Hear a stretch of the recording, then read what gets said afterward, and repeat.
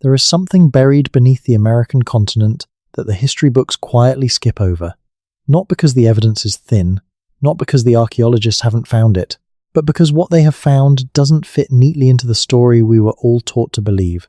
Long before Columbus crossed the Atlantic, long before the first Spanish boot touched Caribbean sand, long before any European eye looked west and called it a new world, something extraordinary was already here. Vast cities rose and fell on this continent. Engineering projects that moved millions of tons of earth unfolded across centuries, without a single wheel, without a single iron tool, without a single horse. Road networks stitched together territories the size of modern nations. Astronomical observatories mapped the skies with a precision that still humbles researchers today. And then, in most cases, silence. The people scattered, the cities emptied, the roads grew over. The memory of it all faded so completely that when Europeans finally arrived and saw the ancient earthworks and the overgrown mounds and the ghost outlines of plazas and avenues and canals, they assumed none of it could possibly be the work of the people standing in front of them. They invented myths instead. They invented lost tribes and vanished races. They invented anything but the obvious truth, which was that the people of this continent had been building, thinking, trading, governing, and dreaming in ways that rivaled anything happening in the old world at the same time, and in some cases surpassed it. This video is about those lost megastructures, the ones that still exist, half buried and misunderstood, the ones that have been excavated and then quietly filed away in academic journals that most people never read, the ones that raise questions so uncomfortable that mainstream history has simply chosen not to ask them out loud. If you are watching this to fall asleep, that is exactly why I make these videos. Settle in. Let the questions wash over you. You do not need to solve anything tonight. Just let the mystery breathe. Maybe subscribe if you want more nights like this one, and let me know where you are right now and what time it is. Someone out there is listening from a farmhouse in rural Ohio, not far from mounds that were already ancient when Rome was still a village. Someone else is listening from a city that was built right on top of a civilization it never bothered to remember. Wherever you are closer to this history than you think. If you're watching this to fall asleep, that's exactly why I make these videos. Maybe subscribe and let me know where are you right now and what time is it. There is a ridge that runs along the southern edge of a quiet county in Ohio where the land does funny things. Rises and falls in patterns that feel too deliberate for geology. Curves in arcs that seem almost architectural. If you walk the ridge at dusk when the light comes in low and long across the grass, you start to see it. The earthen walls, the ditches, the geometric shapes drawn across the landscape at a scale that takes your breath away. This is the Newark earthworks, and it is one of the most astonishing things ever built in the history of the human species. At its peak, around 2,000 years ago, the Newark complex covered more than 4 square miles of the Licking County floodplain. 4 square miles of precisely engineered earthworks, including a perfect circle nearly 1,200 feet in diameter, a square enclosure of comparable size, an octagon whose 8 sides are each approximately 350 feet long, and a set of connecting walls and avenues that stretched for miles through the surrounding landscape. The people who built this were the Hopewell culture, a civilization that flourished in the Ohio River Valley and surrounding regions from roughly 100 BC to 500 AD. They left no written language that we can decipher. They left no royal genealogies carved in stone. They left no triumphant war monuments or lists of conquered territories. What they left instead were these. Geometric earthworks of staggering precision, built from nothing but human hands, wooden tools, baskets, and an understanding of mathematics and astronomy that researchers are still trying to fully unpack. The Newark octagon alone is a masterpiece of observational astronomy. It is oriented so that its 8 openings align with the 8 extreme moonrise and moonset positions over the 18.6-year lunar cycle. The moon, as seen from the center of that octagon, traces a complete predictable pattern across the sky over nearly 2 decades, and the people who built Newark encoded every single position of that cycle into the geometry of their earthworks.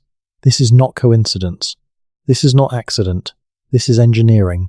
It is the product of multi-generational observation and calculation, passed down through whatever system of knowledge transfer the Hopewell used, refined and checked against the actual sky year after year for generations until someone said, now we are ready to build. And then they built it, by hand, over years, possibly over decades.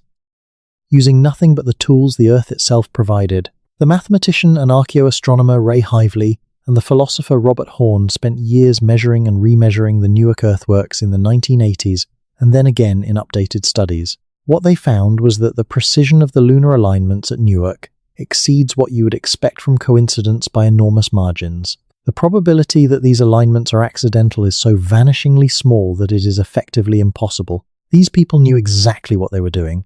They were encoding the cycle of the moon into the physical landscape of their homeland in a way that would endure long after any individual memory could.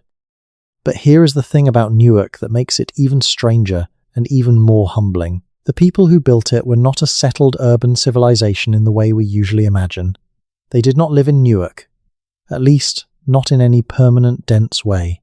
The earthworks were almost certainly a ceremonial and civic center, a place that people traveled to from across a wide region for gatherings, rituals, exchanges, and whatever other purposes those enormous geometric spaces were designed to serve.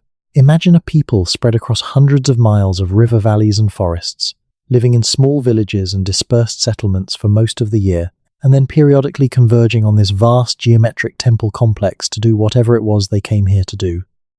The scale of what they built makes more sense when you think about it that way. This was not a city.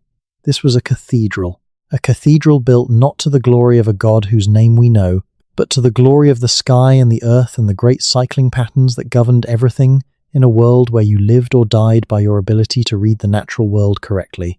And the Hopewell were not alone. They were not even the only Hopewell site. Across Ohio and into neighboring states, the landscape is scattered with hundreds of earthwork complexes, some simple, some staggeringly complex, all sharing that same geometric vocabulary, circles and squares and octagons. Paired enclosures connected by long, straight avenues. Sacred geometries repeated across hundreds of miles of territory with a consistency that implies a shared intellectual and spiritual tradition of enormous sophistication. At High Bank Works near Chillicothe, another circle and octagon complex repeats the Newark pattern almost exactly, oriented to the same lunar cycle, separated from Newark by about 60 miles.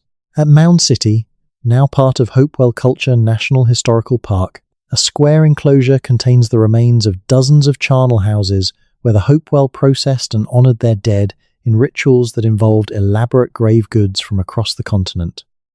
Obsidian from Yellowstone, copper from the shores of Lake Superior, mica from the Appalachians, shark teeth and marine shells from the Gulf Coast, alligator skulls from Florida, grizzly bear teeth from the Rockies. The Hopewell Trade Network, which archaeologists call the Hopewell Interaction Sphere, connected peoples and places across a territory that spans most of what is now the eastern United States and beyond. This was not occasional contact.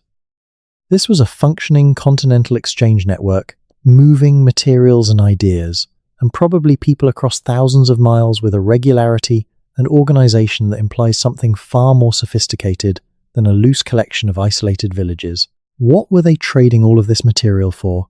What were they communicating across all of those miles? What shared beliefs or practices tied together peoples as far apart as the Florida coast and the Rockies? We do not know with certainty.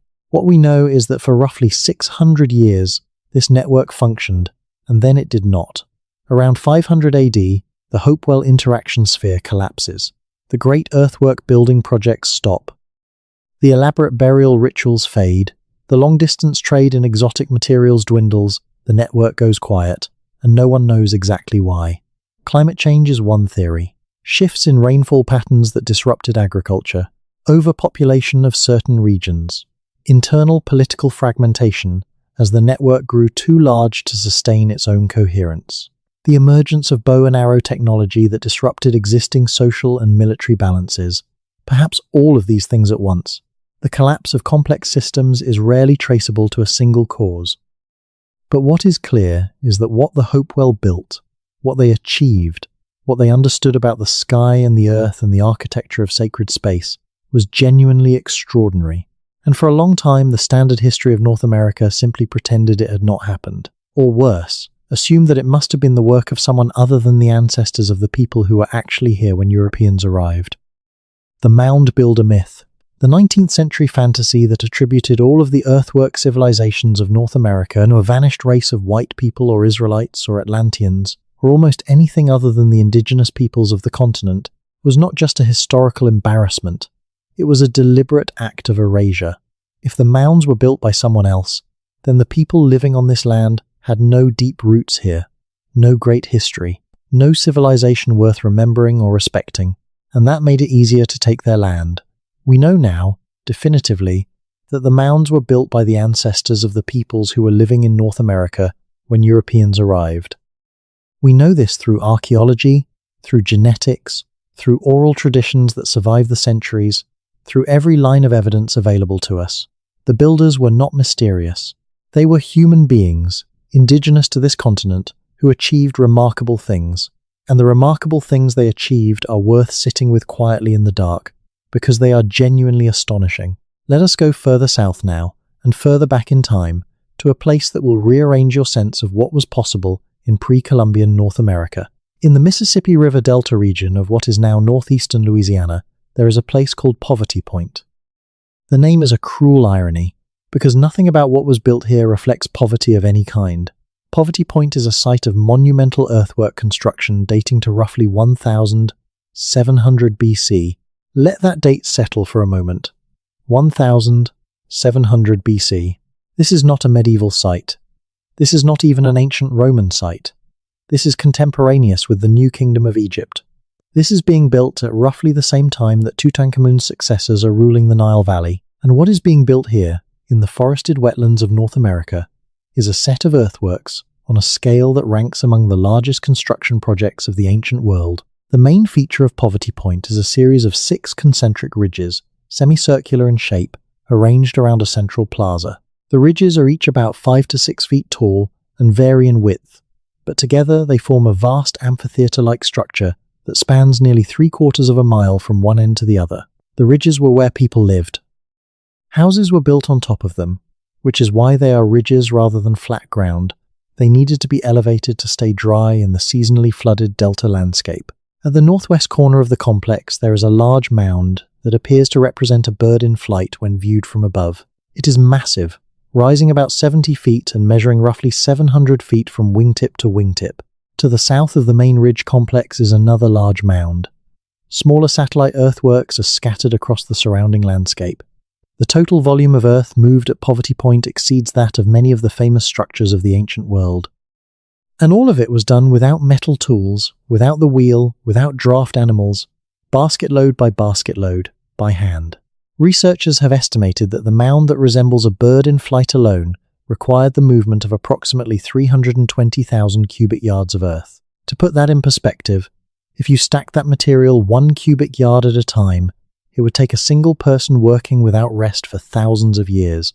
It was not done by a single person. It was done by a community, organized and motivated and capable of sustaining an enormous collective labor project over what appear to have been multiple generations. But here is the deepest mystery of Poverty Point, the one that sits in the back of every researcher's mind and refuses to leave. We do not know who the people of Poverty Point were in any satisfying cultural or ethnic sense. We do not know their language. We do not know their political structure. We do not know the belief system that motivated the construction of these ridges and mounds. We know some things about what they ate, from food remains at the site. We know something about their tool technologies, from the enormous quantities of stone tools and tool-making debris that litter the site. We know something about the trade network they were embedded in, because the stone used to make those tools came from sources in Arkansas, Tennessee, and other regions hundreds of miles away. But the deeper questions: what did they believe? How did they govern themselves? What stories did they tell about the world and their place in it? Those questions remain open. And perhaps the most unsettling thing of all is that Poverty Point appears to have been built very quickly. Some researchers have argued, based on the archaeological evidence, that the main ridge complex at Poverty Point may have been constructed in a matter of decades rather than centuries. If that is correct, it implies an organizational capacity that is genuinely staggering. A population capable of mobilizing the labor to move millions of cubic yards of earth in a geologically brief period of time, sustained by a social and political structure sophisticated enough to coordinate that effort without apparent coercion, without evidence of the kind of elite surplus extraction that usually accompanies monumental construction in the ancient world. There are no palaces at Poverty Point. There are no obvious signs of a warrior aristocracy. The site does not look like a place built by slaves for a pharaoh. It looks like a place built by a community for itself. And then, around 1100 BC, it was abandoned. People simply stopped coming. The ridges sat empty. The mounds slowly eroded. The forest crept back. Whatever had drawn people to this place for centuries, whatever ceremony or commerce or cosmology the site had served, it ended. And the place that had once been one of the most remarkable construction sites in the ancient world became a field in Louisiana that most Americans have never heard of. Now let us move forward in time to a period that sits right on the edge of what most people think of as pre-Columbian North America. Let us go to the American bottom, the floodplain of the Mississippi River just east of West Street. Louis now stands in the period between roughly 1000 AD and 1200 AD, because what was happening there during those 2 centuries is something that the textbooks have consistently undersold for generations, and continues to be undersold today: Cahokia. There is no other word in the pre-Columbian North American archaeological vocabulary that carries the same weight as that one. Cahokia was a city, not a village, not a ceremonial center with a small associated population. A city. At its peak, around 1100 AD, Cahokia was home to somewhere between 10,000 and 20,000 people, with a surrounding regional population that may have brought the total under Cahokia's influence to over 40,000. To put that in context, at the time of Cahokia's peak, it was larger than London. It was comparable in population to Paris. It was the largest urban center north of Mexico in the pre-Columbian era, and it would not be surpassed in size by any North American city north of the Rio Grande until the 1800s. Let that settle for a moment. The largest city in what is now the United States was a Native American city that flourished 9 centuries ago, and most Americans could not tell you its name. Cahokia was built by the Mississippian culture, a civilization that dominated much of the southeastern and midwestern United States from roughly 800 AD until European contact. The Mississippians were an agricultural civilization built on the intensive cultivation of corn, which they had adopted and refined from earlier Mesoamerican varieties into strains suited to the northern climate. Corn agriculture was the engine that powered Cahokia's growth, allowing a density of population that the earlier hunter-gatherer and mixed economy cultures of the region could never have supported. At the heart of Cahokia was a structure that still stops visitors in their tracks when they see it for the first time: Monk's Mound. It is named for Trappist monks who farmed its lower terraces in the early 19th century, but it was built by the people of Cahokia between roughly 900 and 1100 AD in a series of construction phases. Monk's Mound rises approximately 100 feet above the surrounding plain. It covers 14 acres at its base, making it larger than the Great Pyramid of Giza in terms of ground footprint. Its total volume is estimated at more than 22 million cubic feet of earth, all of it moved basket by hand. On its summit once stood a massive wooden building, approximately 105 feet long and nearly 50 feet wide, which served as the palace or temple of whoever sat at the apex of Cahokia's power structure. The view from the top of Monk's Mound today, even accounting for the modern city of Collinsville that surrounds the park, conveys something of what that view must have been like in 1100 AD. You can see for miles. The entire community of Cahokia would have been visible from that summit. The thatched roofs of thousands of homes, the other earthen mounds that studded the landscape in every direction, the great central plaza spread out below like an enormous stage. A person standing on that summit in 1100 AD, looking out over the largest city in North America, would have had no reason to imagine that the world would forget any of this. They would have had no way of knowing that within a few centuries their city would be empty, that within a few more their very name would be lost, that within 1,000 years the people living on this same land would have no idea what any of it meant. Around Monk's Mound and the central plaza, dozens of other mounds were arranged in a complex spatial pattern that archaeologists have been working to decode for more than a century. Some were platform mounds, supporting the homes of elites or the structures of civic and religious function. Some were conical burial mounds, interring the dead of Cahokia's ruling class in elaborate ceremonies. The most famous of the conical mounds at Cahokia is Mound 72, excavated in the 1960s and 1970s by archaeologist Melvin Fowler. What Fowler found inside Mound 72 has been the subject of intense research and debate ever since. The mound contained the remains of over 270 individuals, most of them young women, arranged in mass graves that appear to represent ritual sacrifice on a significant scale. At the center of the mound, a single high-status male was buried on a platform of 20,000 marine shell beads arranged in the shape of a falcon. Nearby were 4 men who had been decapitated and buried without their heads. More mass graves of young women flanked this central burial. The picture that emerges from Mound 72 is one of a civilization with a genuine ruling class, capable of commanding not just the labor of thousands but the lives of its members in service of ideological and ritual purposes. This was not a simple egalitarian community. Cahokia had hierarchies, and those hierarchies had teeth. The city was also surrounded by a massive wooden stockade, a palisade wall that enclosed the central precinct of the city and was rebuilt and reinforced multiple times over Cahokia's history. The palisade required an estimated 20,000 large logs, and the repeated rebuildings suggest that the threat it was meant to address never fully went away. Cahokia lived in a world of interpolity competition and conflict, even as it dominated its region. One of the most remarkable features of Cahokia's landscape is something that was not recognized as significant for decades after archaeological work at the site began. Spread around the periphery of the city and into the surrounding region are hundreds of large circular features, revealed by aerial photography and ground-penetrating radar, that are the traces of wooden post circles. The largest and most famous of these, now called Woodhenge, consisted of up to 48 large red cedar posts, arranged in a circle several hundred feet in diameter. Like the Newark earthworks, Woodhenge was aligned to astronomical events, specifically the equinoxes and solstices. Standing at the center of Woodhenge on the morning of the spring equinox, the sun rises directly over the summit of Monk's Mound. This is not coincidence. This is cosmology made physical. The city of Cahokia was oriented in relation to the sky, and the sky was made part of the city's meaning through the careful placement of these great wooden circles. And then, in the early 1200s, Cahokia begins to decline. The population drops. The construction of new monuments slows and then stops. People begin to leave. By 1350 or so, the city is largely abandoned.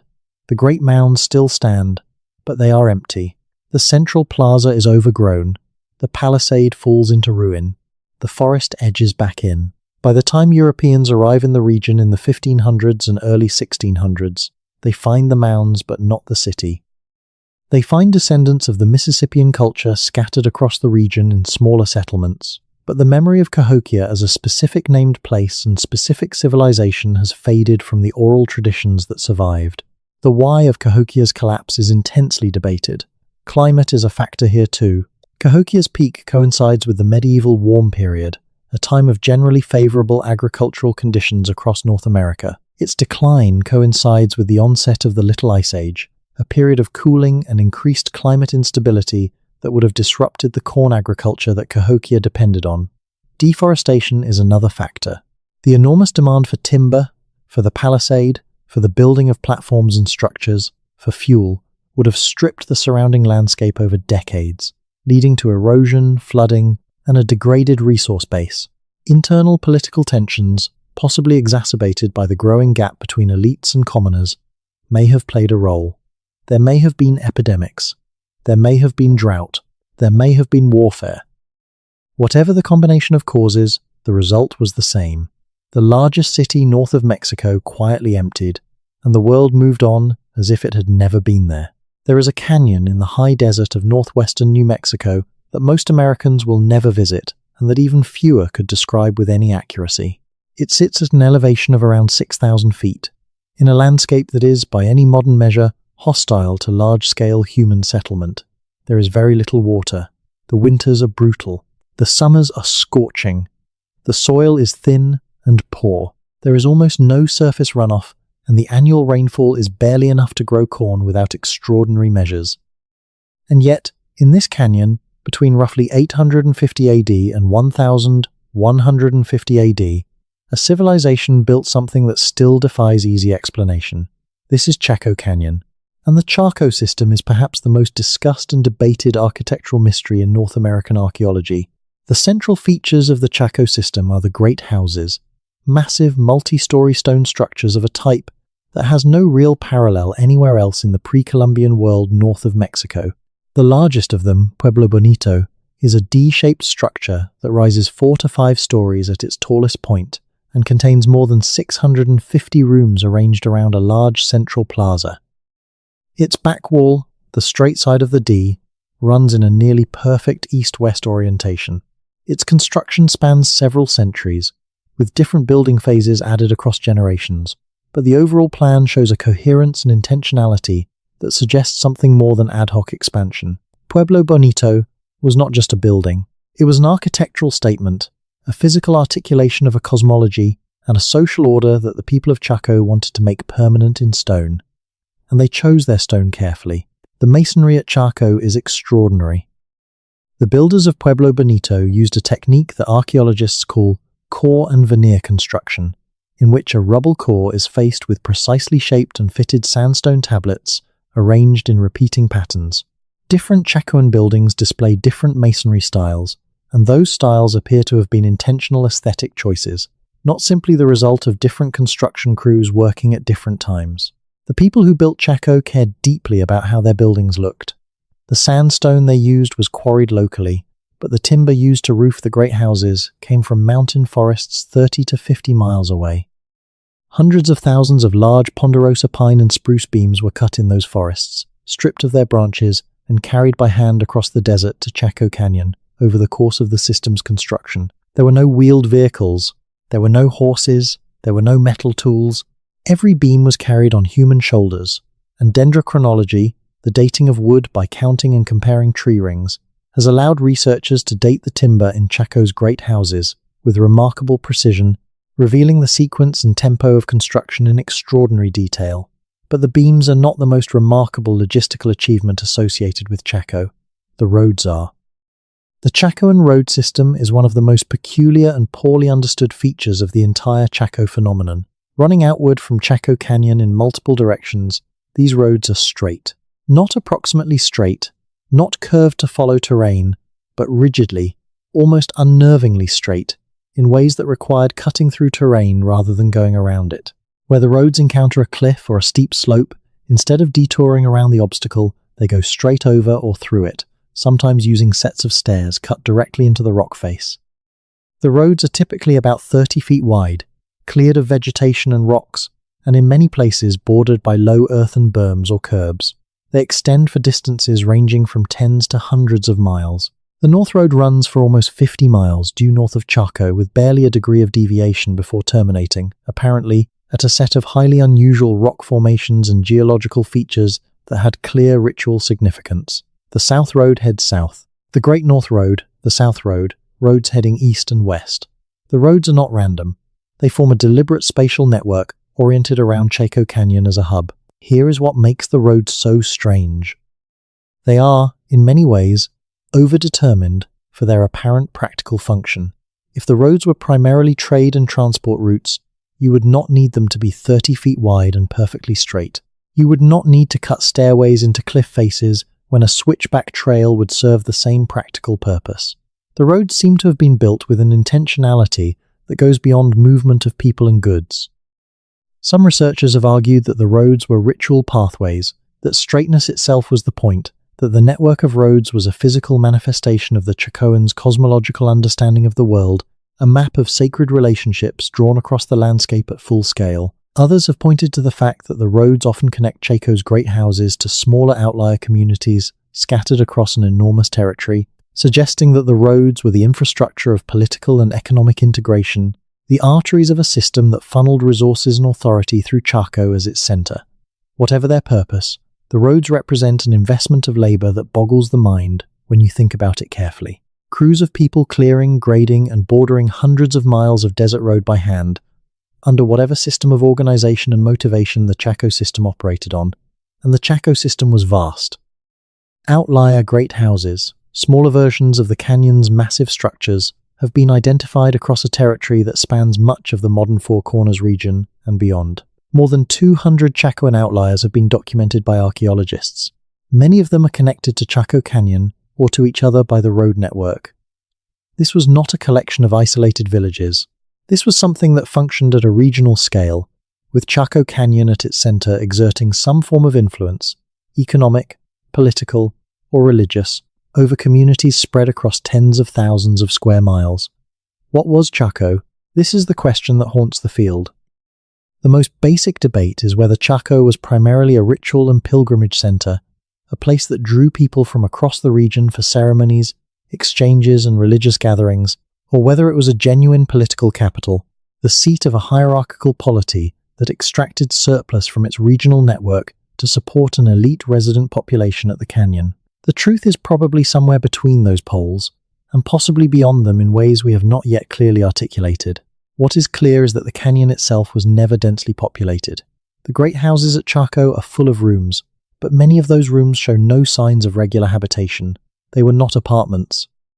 They were something else: ceremonial spaces, storage facilities, venues for the periodic gatherings that drew people to the canyon from across the region. The permanent resident population of Chaco Canyon was probably only a few hundred people at any given time, far smaller than the architectural scale of the great houses would suggest if they were simply housing. But during the great gatherings, whatever they were, the canyon may have temporarily hosted thousands. The archaeology of Chaco includes extraordinary evidence of feasting on a massive scale. Enormous quantities of animal bones, predominantly of turkeys and rabbits, but including significant amounts of deer, elk, and other large game, have been recovered from the great house deposits. The quantities involved suggest events far larger than the resident population alone could account for. People came to Chaco, they brought food, and they ate together, and they participated in whatever ceremonies the canyon hosted. And then they went home, leaving behind their broken pottery and their discarded food remains and their offerings in the great kivas, the large, circular underground ceremonial chambers that are one of Chaco's most distinctive architectural features. The great kivas at Chaco are remarkable structures. They are enormous, some over 60 feet in diameter, sunk several feet into the ground, and roofed with massive timbers supported on 4 large stone masonry columns. They contain features including floor vaults, raised fireboxes, and foot drums that are clearly designed for specific ritual activities. They were built for large groups of people to gather in, to participate in ceremonies that the architecture was designed to facilitate. When you stand in a reconstructed Great Kiva today, even as a modern tourist, you feel something of what those spaces were designed to make you feel. The circularity, the enclosure, the descent below the surface of the earth, the specific acoustic quality of the space, these things work on you in ways that are hard to articulate. The people who designed Great Kivas knew what they were doing. They were designing an experience, and the experience they were designing was clearly one that involved a community entering a shared altered state, whatever form that took in their specific practice. In 1150 AD, Chaco essentially stops. The construction of new great houses ceases. The road system stops being maintained. The outlier communities continue, but the canyon itself loses its centrality. The system fragments. People move, many of them north and east into the Rio Grande Valley and the mountains around it, where their descendants, the Pueblo peoples of the American Southwest, still live today. But the why of Chaco's end is as contested as the why of its existence. The most widely accepted explanation involves a severe, prolonged drought that struck the Four Corners region in the mid-1100s and essentially made the canyon uninhabitable as a center of population. The water sources that had sustained Chaco, a complex system of dams and canals and water harvesting features that the Chacoans had engineered to make the most of their meager rainfall, simply could not cope with the drought. But drought alone does not fully explain the abandonment. Droughts had struck before, and the system had recovered. Something else was happening at Chaco in its final decades, something that the archaeology hints at but cannot clearly specify. There are signs of increasing violence. There are signs of social stress and possible elite exploitation of commoner populations. There is evidence of the destruction of certain great houses, whether by deliberate burning or by abandonment-related decay is not always clear. Whatever the combination of factors, Chaco as a system ended, and the canyon returned to silence. The roads slowly disappeared beneath the sand. The great houses, built to last, lasted, standing as ruins that puzzled and astonished every subsequent visitor, Native American and European alike, who came across them. Today, Chaco Culture National Historical Park is a UNESCO World Heritage Site. It receives a fraction of the visitors that other national parks attract, partly because of its remote location and the difficulty of the unpaved road that leads to it. But for those who make the trip, and who take the time to sit in the canyon after the other visitors have left and the light has gone golden and the silence has settled back in, Chaco is an experience that does something to your sense of history that no textbook ever quite achieves. You understand, in some bone-deep way, that something extraordinary happened here. Something that the people who built it understood fully, and that we, with all of our archaeology and our LiDAR and our dendrochronology and our isotope analysis, are still only beginning to grasp. Let us turn now to a mystery that sits not in a canyon or on a floodplain, but in the sky above the American Southwest, or rather in the relationship between the sky and the ground that the ancient peoples of this region encoded into their architecture and their art with a consistency and precision that only fully becomes visible when you take a step back, far enough to see the whole picture. The idea that pre-Columbian peoples of North America were sophisticated astronomers is not new. The Woodhenge at Cahokia, the lunar alignments at Newark, the solstice orientations at Chaco, these have been documented and discussed for decades. But what researchers using aerial photography, satellite imagery, and, more recently, LiDAR scanning have discovered about the astronomical sophistication embedded in the landscape-scale spatial organization of these cultures goes considerably beyond what most people realize. Consider the Sundagger site at Fajada Butte in Chaco Canyon. Discovered in 1977 by artist Anna Sofer, the Sundagger is a set of 3 large sandstone slabs that lean against the face of the butte in a specific arrangement that channels sunlight through gaps between them onto 2 spiral petroglyphs carved into the cliff face behind them. On the summer solstice, a single dagger of light bisects the center of the larger spiral precisely. On the winter solstice, 2 daggers of light frame the larger spiral. On the equinoxes, a smaller dagger of light bisects the smaller spiral, while the larger one is framed by 2 light patterns. The site functions as a precision solar calendar, marking the key dates of the agricultural year with remarkable accuracy. And it appears to have been engineered, the slabs positioned deliberately to produce exactly these effects. But the Sundagger is relatively small scale. The really astonishing astronomical alignments associated with Chaco operate at the scale of the entire canyon and its surrounding landscape. Researcher Anna Sofer and her colleagues at the Solstice Project have spent decades documenting the ways in which the great houses of Chaco and the roads that connect them are oriented to the cardinal directions, to the solstices and equinoxes, and to specific astronomical rise and set points in ways that could not be accidental. Chaco Canyon itself runs roughly southeast to northwest, and the great houses are positioned and oriented within that axis in ways that encode multiple astronomical relationships simultaneously.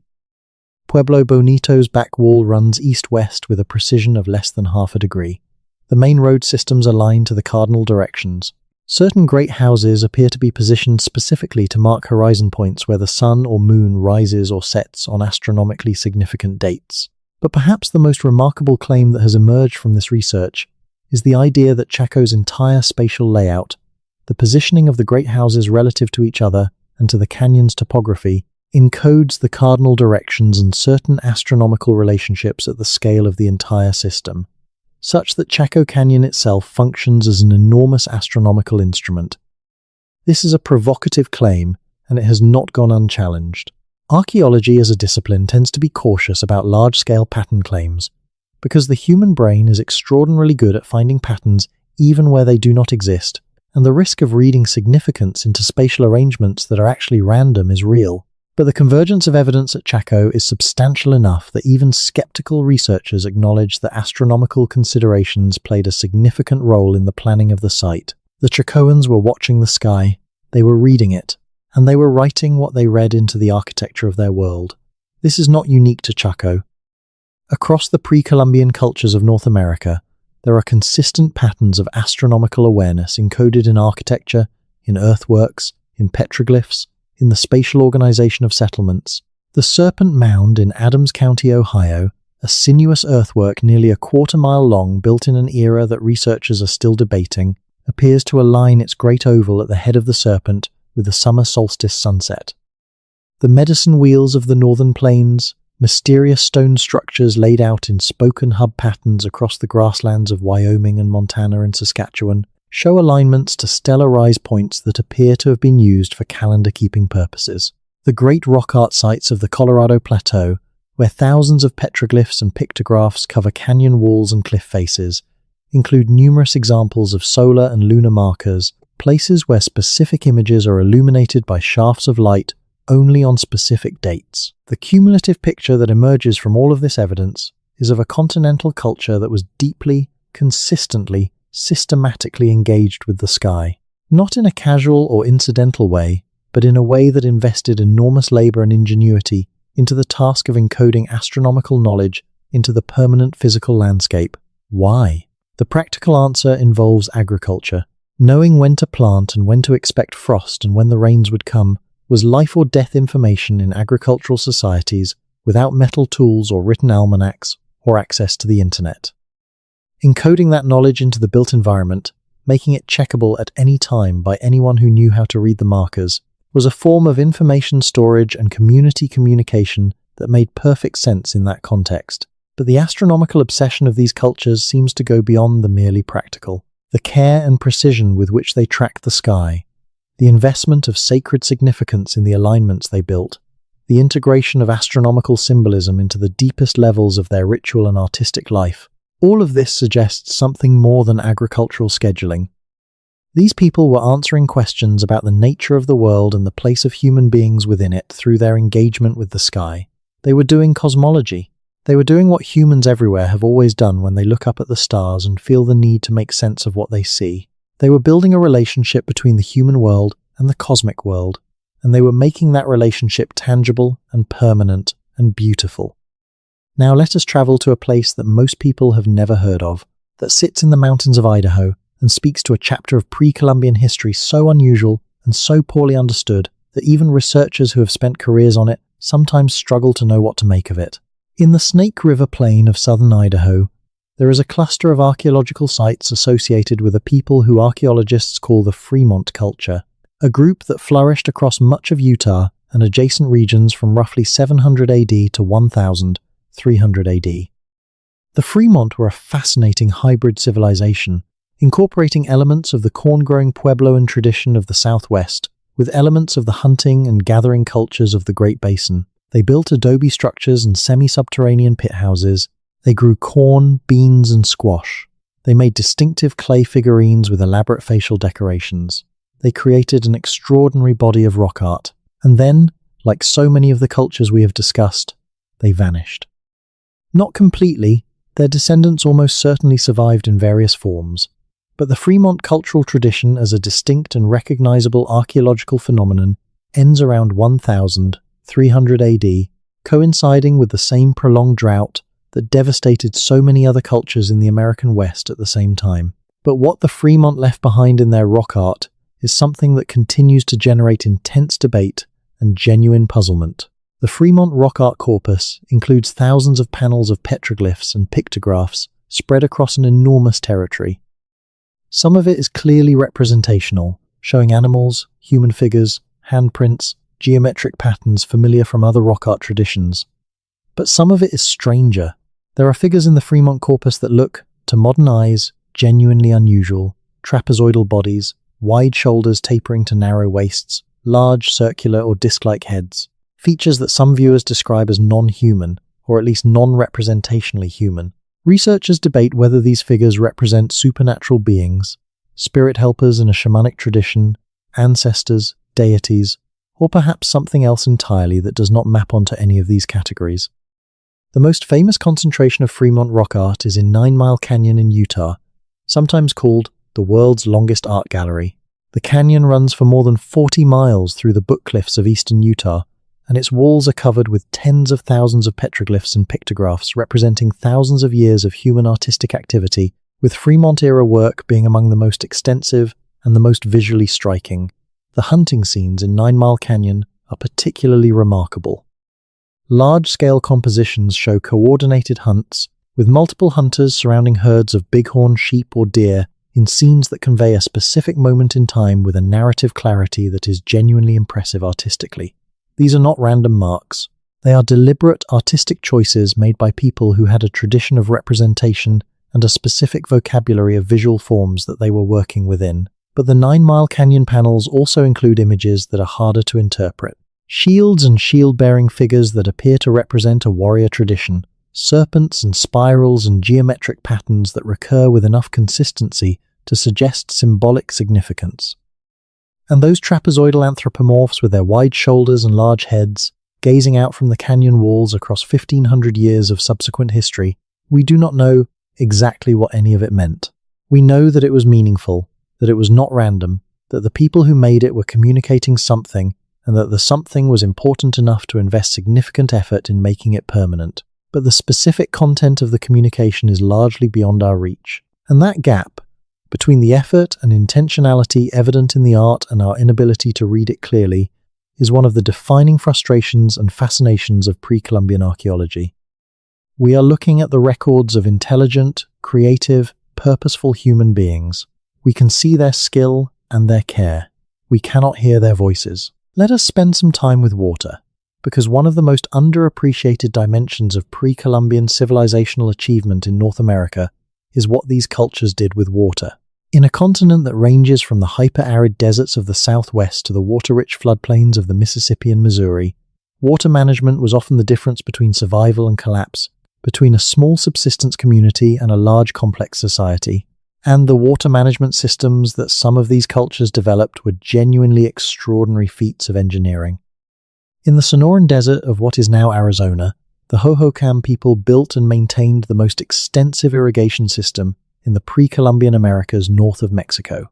The Hohokam flourished from roughly 300 AD to 1450 AD, and at their peak they maintained a network of canals that extended for hundreds of miles through the Salt and Gila River valleys. The main canals were enormous structures, in some cases more than 30 feet wide and 15 feet deep, hand-dug through the desert hardpan using wooden tools and the labor of thousands of people working over centuries.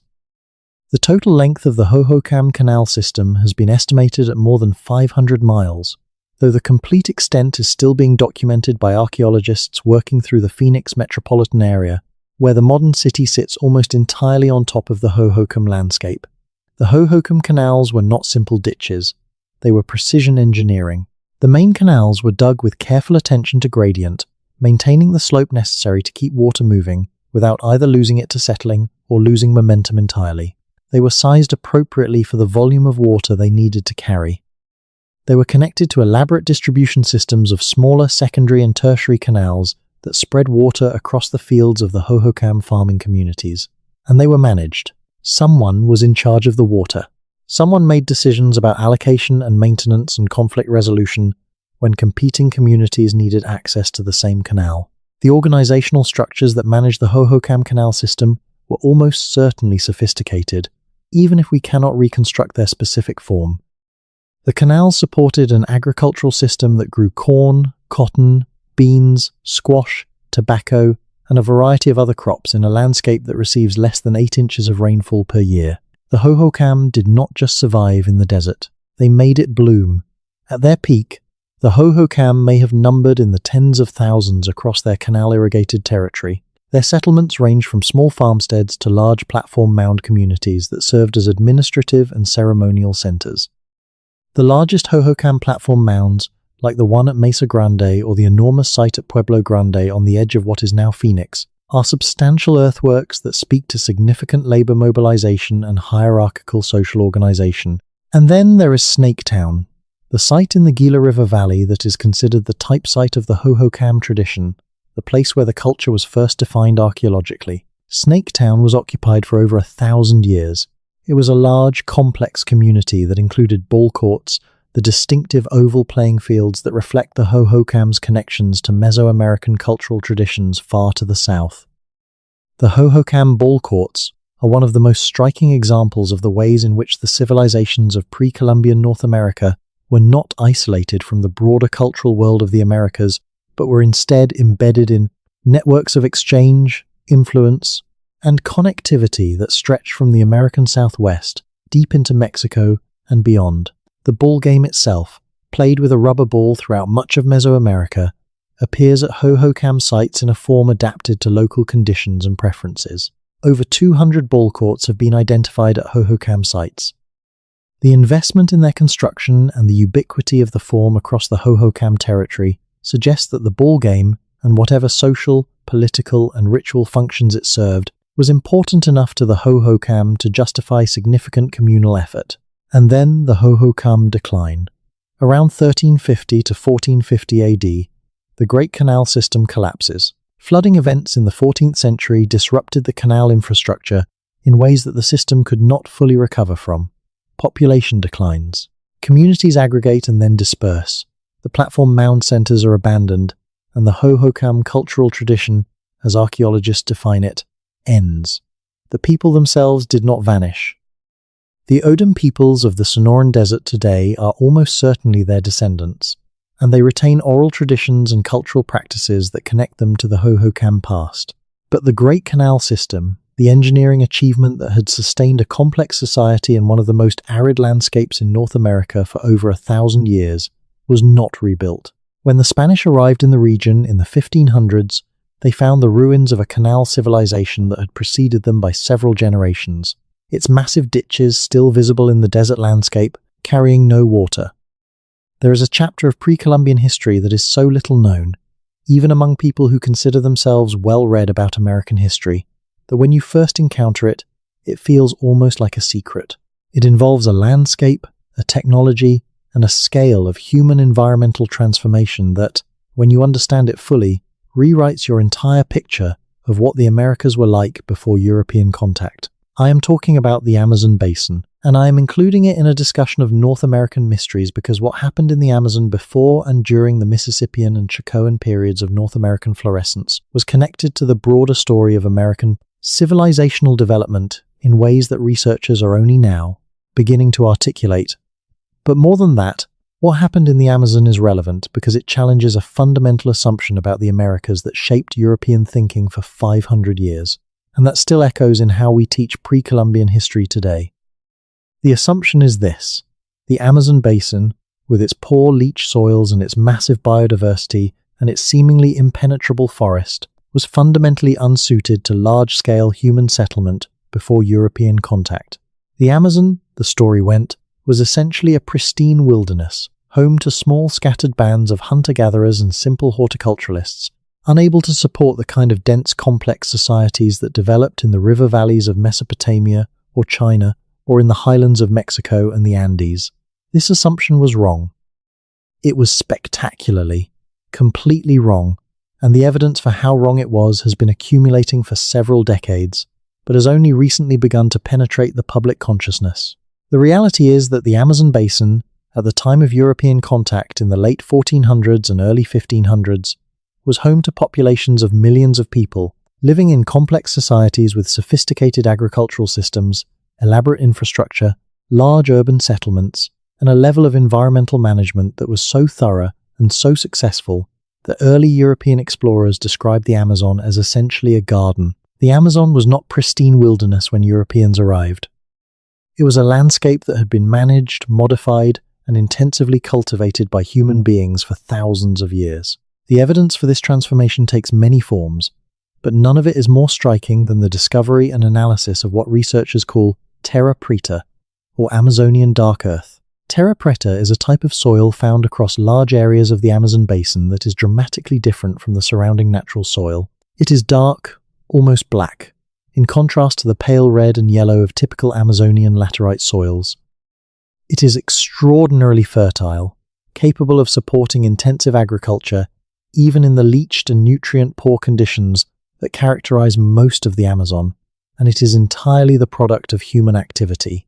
Terra preta was created by pre-Columbian Amazonian peoples through a process involving the deliberate incorporation of charcoal, organic matter, bone, and other materials into the soil over long periods of time. It is essentially an engineered soil, a soil that was designed and built by human beings to overcome one of the fundamental limitations of the Amazonian environment.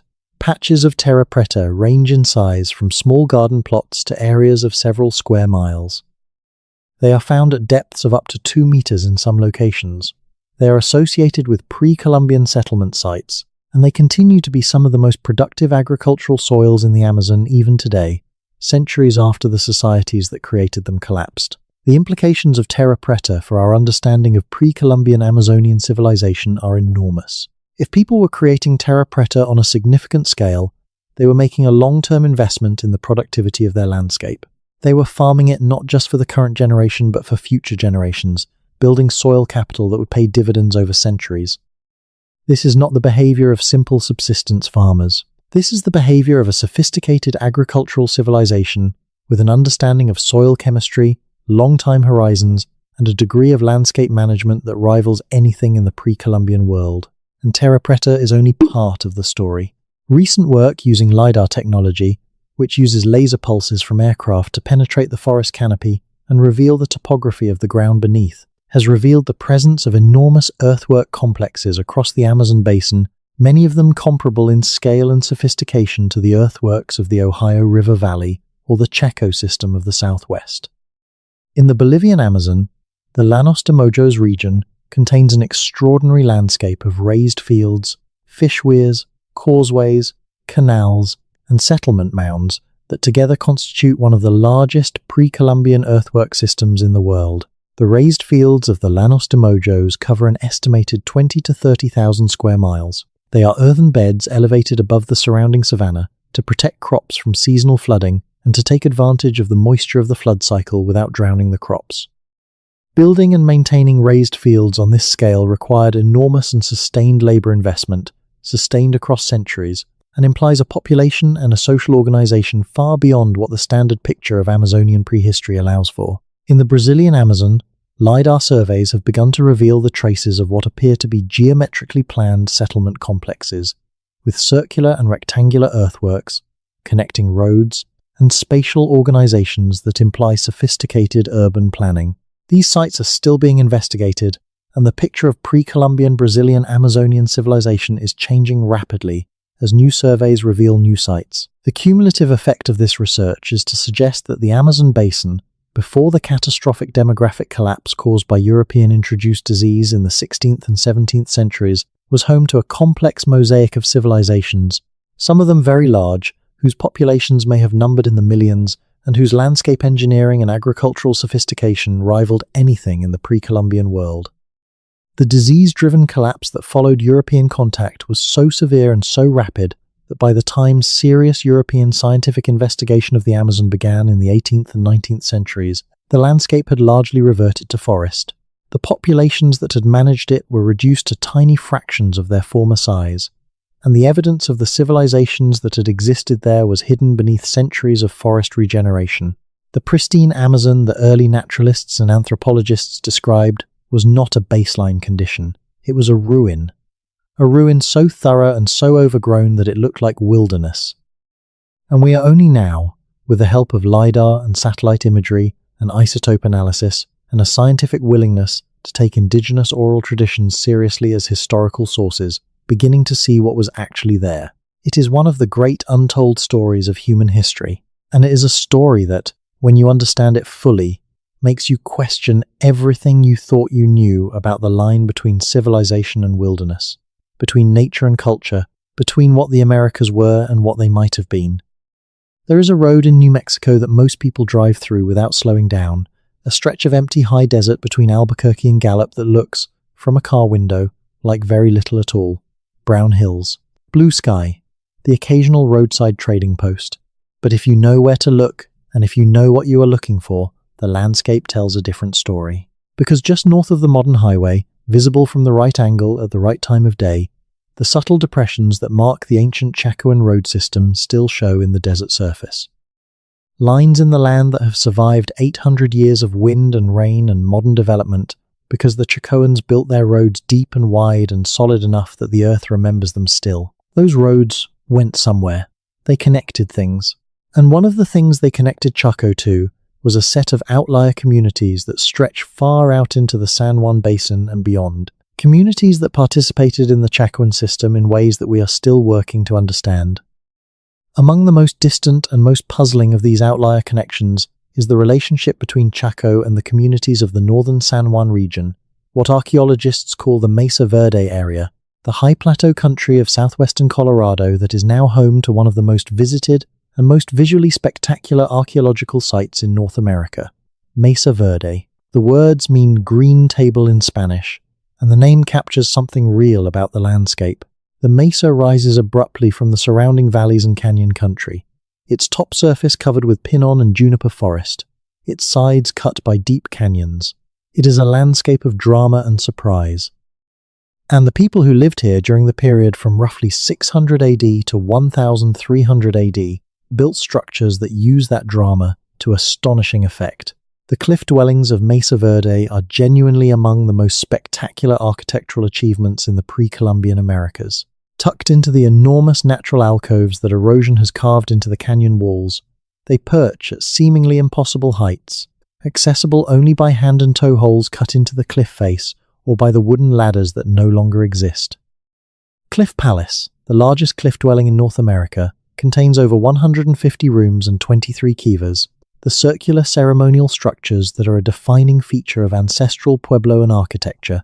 It sits in an alcove that faces almost perfectly to the southeast, catching the winter sun while the overhanging cliff shades it from the summer sun, a passive solar design that moderates the temperature of the dwelling in both seasons. Whether this solar orientation was intentional, that is to say whether the builders of Cliff Palace chose this specific alcove for its solar properties, or whether the orientation is incidental, is a question that researchers debate. But the physics of it are real. The cliff dwellings of Mesa Verde enjoy a microclimate that is notably more hospitable than the exposed mesa top above them, and the people who lived in them for several generations understood that advantage and used it. The construction of the cliff dwellings themselves is remarkable. The builders of Cliff Palace and the other Mesa Verde alcove sites were working in cramped, difficult spaces, often with walls at their backs and 1,000-foot drops below their feet, and they were using stone masonry techniques that rival anything in the contemporary medieval European tradition. The masonry at Mesa Verde is coursed sandstone, carefully shaped and fitted in patterns that are both structurally sound and visually elegant. Mortar joints are tight and precise, walls are plumb and level, doorways are trapezoidal, a distinctive form that appears throughout the ancestral Puebloan architectural tradition, and that may have had both practical and symbolic significance. The trapezoidal form is, in fact, one of the consistent signatures of the ancestral Puebloan architectural tradition across its entire range, from Mesa Verde to Chaco to the Kayenta region of northern Arizona. When you see a trapezoidal doorway in an ancient southwestern site, you are looking at a cultural choice, a deliberate architectural decision that connects that site to a broader tradition. The cliff dwellings of Mesa Verde were built and occupied primarily during the 13th century, the final century of ancestral Puebloan occupation of the Colorado Plateau. There is something poignant about that timing. The cliff dwellings represent not the beginning of Mesa Verde's occupation, but its culmination, or perhaps its last gasp. The people of Mesa Verde had been living on the mesa top and in pit houses in the canyon bottoms for centuries before they moved into the alcoves. The shift to cliff-dwelling architecture in the 1200s coincides with a period of increasing social stress, marked in the archaeological record by evidence of violence, by population aggregation into defensible locations, and by the same prolonged drought that was affecting the Hohokam and the Chacoans and dozens of other cultures across the American West. The cliff dwellings, for all their beauty and technical sophistication, were also fortifications. The hand and toe holes cut into the cliff faces below them were deliberately placed to slow and complicate any assault from below. The limited access points could be defended by small numbers. The alcoves themselves provided shelter and concealment. Whatever the people of Mesa Verde were afraid of in the late 1200s, they were afraid of it enough to build their homes in locations that were extremely difficult to reach and extremely difficult to attack. And then, around 1280 to 1300 AD, they left. The cliff dwellings were abandoned, not burned, not destroyed, just left. The ceramics and the corn cobs and the turkey bones and the human remains in the burial alcoves were all left behind. The grinding stones were left in the rooms where they had been used. The kiva roofing timbers, when they finally rotted and collapsed, fell onto intact floors. The people who had built Cliff Palace and Spruce Tree House and Balcony House and all the other extraordinary alcove sites simply walked away, south and east, most archaeologists believe, down to the Rio Grande Valley and the southern plateau country, where their descendants, the Pueblo peoples of New Mexico and Arizona, still live and still practice the kiva ceremonies and the pottery traditions and the architectural forms that Kapul them across 7 centuries to the builders of Mesa Verde. The Pueblo peoples have never lost the memory of Mesa Verde. It is their ancestors' country. Their oral traditions speak of the time before they came to their current homes, of migrations and of places of great significance. The connection is not forgotten. It is simply not always visible to outsiders who know the history only from the outside. In the summer of 2010, archaeologists working in central Illinois made a discovery so unexpected and so significant that it temporarily reshuffled the research priorities of several institutions simultaneously. At a site called Emerald Acropolis, near the modern town of Cahokia's regional sphere of influence, they found evidence of what appears to be a massive shrine complex, oriented to the winter solstice sunrise and containing enormous quantities of what are called mast features, large deposits of nuts, seeds, and other plant remains that appear to represent feasting events of extraordinary scale. The Emerald Acropolis findings, still being processed and published, suggest that the ceremonial landscape of the Greater Cahokia region extended far beyond the mounds and plazas of the main city into a network of outlying sacred sites that were integrated into the political and religious life of the polity in ways that previous research had not fully captured. This is the nature of archaeology in the American Midwest and Southeast. Every few years, a new site or a new technique or a new application of an existing technique to already known sites reveals that the picture we thought we had was incomplete in important ways. The civilizations that flourished in this part of the world between roughly 800 AD and 1400 AD were more complex, more interconnected, and more architecturally ambitious than standard history has been willing to acknowledge. Part of the reason for this is simple. The materials these cultures built with were organic: wood and earth and thatch, not stone. The earthworks survive, but the wooden structures that sat atop the mounds have long since rotted. The thatch and hide coverings of the houses have vanished. What remains is the bones of the system, not its flesh. And bones can be misread. Bones can look smaller and simpler than the living creature they supported. When archaeologists use ground-penetrating radar and magnetometry and soil coring to investigate Mississippian sites, they consistently find evidence of more activity, more construction, more spatial complexity than the surface appearance suggests. The sites are bigger on the inside than they look from the outside, so to speak, and there are sites that are still being discovered. The American Midwest has never been systematically surveyed at the level of resolution that modern remote sensing technology makes possible. Every LiDAR survey of a previously studied region reveals new sites. Every new site raises new questions. The picture of pre-Columbian North America is not a completed puzzle that just needs a few pieces filled in. It is a puzzle where we have not yet found the majority of the pieces, and every new piece we find reveals that the picture is larger and more complex than we had imagined. Consider the story of the Spiro Mounds in eastern Oklahoma. Spiro was a major Mississippian ceremonial center that flourished from roughly 900 to 1450 AD on the Arkansas River. It was connected to Cahokia and to the broader Mississippian trade network through the circulation of the elaborate ceremonial objects that define the southeastern ceremonial complex, the suite of shared iconographic and artifact traditions that linked Mississippian communities from the Gulf Coast to the Great Lakes. The southeastern ceremonial complex is sometimes called the Southern Cult, a name that captures something of its religious character while obscuring its geographic breadth. It was a shared symbolic system, expressed in the imagery carved on shell gorgets and engraved copper plates and painted pottery, that connected communities across an enormous territory. The imagery of the southeastern ceremonial complex is striking and distinctive. Falcon warriors, serpents, crosses in circles, chunky players, elaborate costumed figures with wings and animal attributes. These images appear repeatedly across the entire range of the Mississippian world, suggesting a degree of shared iconographic tradition and possibly shared ideology that implies connections between communities that could not simply be accounted for by trade in material goods. Ideas were traveling too. Beliefs, stories, and at Spiro, the particular concentration of southeastern ceremonial complex material is extraordinary.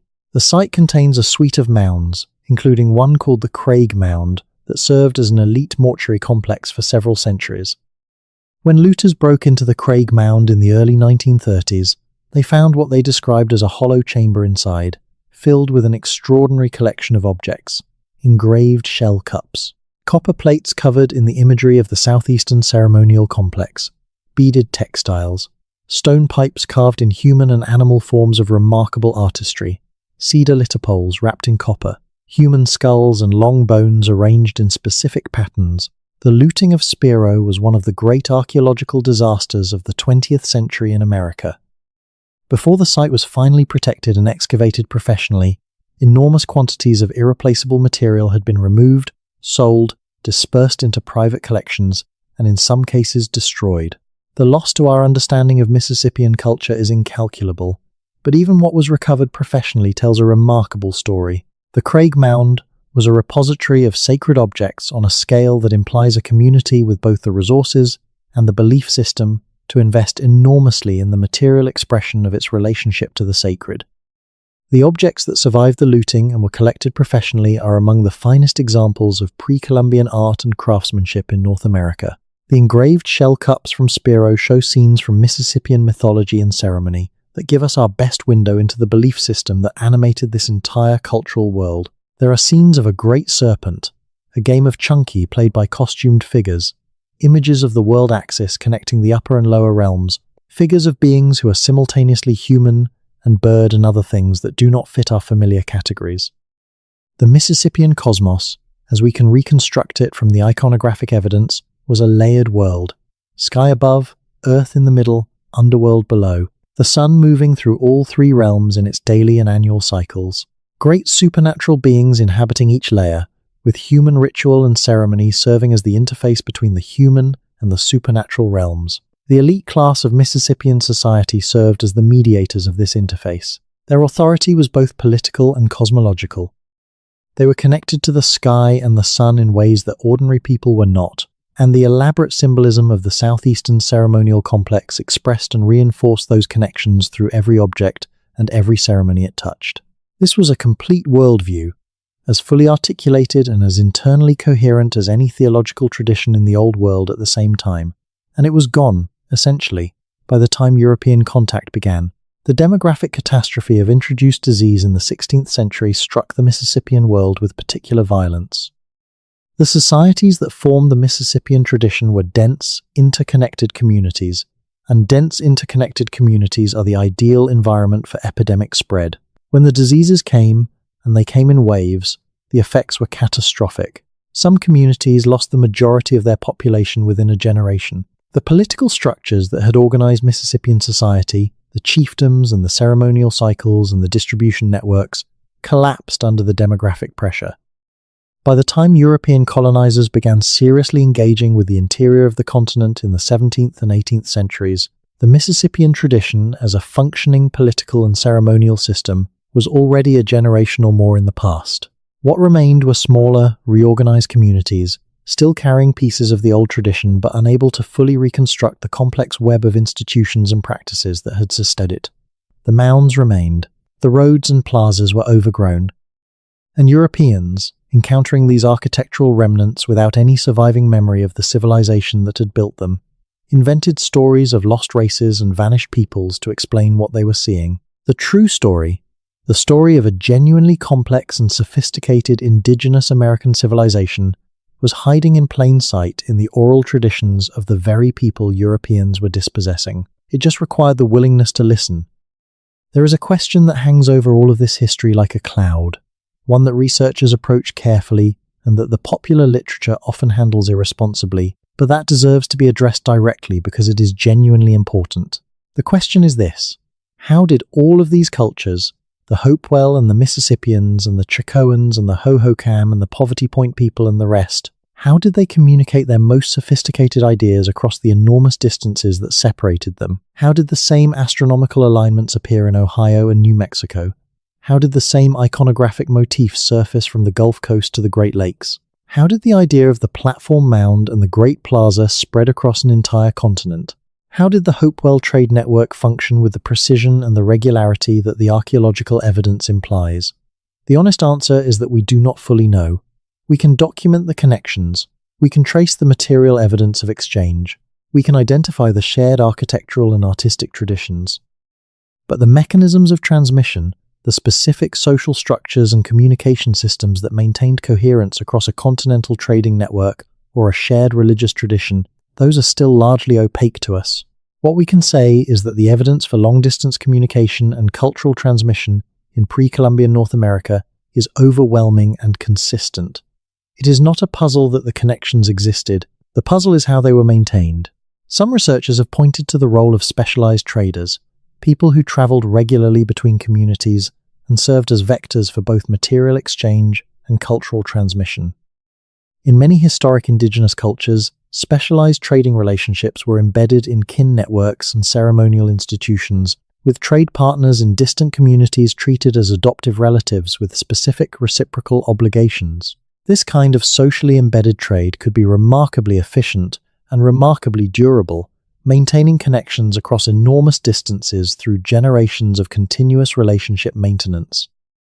Others have pointed to the role of itinerant religious specialists, people comparable in some ways to the wandering monks and missionaries of the Old World, who carried sacred knowledge and ceremonial practices from community to community across regional networks. The spread of specific ritual objects, specific ceremonial forms, specific iconographic traditions through the Hopewell interaction sphere, or the Southeastern ceremonial complex, would be easier to explain if there were specialists whose role was specifically to travel, to perform, to teach, and to connect. And there is the possibility that some of the large ceremonial centers, Chaco and Cahokia and Newark and Spiro, served as pilgrimage destinations, places that drew people from across a wide region for periodic gatherings where ideas and practices were shared, where marriages were arranged between distant communities, where goods were exchanged and alliances were formed, and cosmological knowledge was transmitted from specialists to their regional audiences. The pilgrimage model is attractive because it explains the archaeological evidence of large-scale feasting and gathering at these sites without requiring a permanent large population, and it provides a plausible mechanism for the rapid spread of cultural innovations across large territories. Whatever the specific mechanisms, the reality of pan-continental cultural connectivity in pre-Columbian North America is not in serious doubt. The Americas before European contact were not a collection of isolated, primitive villages, each independently struggling to survive. They were a world, an enormously complex, interconnected, culturally rich world, with its own geopolitics and its own intellectual traditions and its own history of rise and fall and transformation. They were, in short, a civilization, or rather a collection of civilizations, that used a different vocabulary than the civilizations of the Old World, but that were no less sophisticated, no less creative, and no less human. Let us sit for a moment with one of the deepest mysteries of this entire story, one that is not primarily about earthworks or trade networks or astronomical alignments, but about something more fundamental, about what happened to these civilizations, about the gap between the world that European explorers first described when they reached the interior of the continent and the world that the archaeological record shows had existed here. The gap is enormous. When Hernando de Soto led his expedition through the American Southeast between 1539 and 1542, he encountered large, organized chiefdoms with substantial populations, fortified towns, and a political complexity that clearly derived from the Mississippian tradition. He described towns of thousands of inhabitants, kings carried on litters who commanded territory and tribute over wide regions, ceremonial plazas and earthen mounds that were still in use. He described a world that was recognizably descended from the Mississippian florescence of the preceding centuries, diminished but not yet destroyed. When Europeans made sustained contact with the interior of the continent a century and a half later, in the late 17th and early 18th centuries, they found something very different. The large chiefdoms that de Soto had described were gone. The population densities he had encountered were gone. The political structures that had commanded tribute over wide regions were gone. What remained were smaller, reorganized communities, often amalgamations of the remnant populations of multiple previously distinct groups, struggling to maintain cultural coherence in the face of ongoing disease, displacement, and colonial pressure. What happened in the century and a half between de Soto and the later explorers? Disease. Almost certainly disease. Above all else, disease. The epidemic cycle that followed European contact in the Americas was one of the most catastrophic demographic events in human history.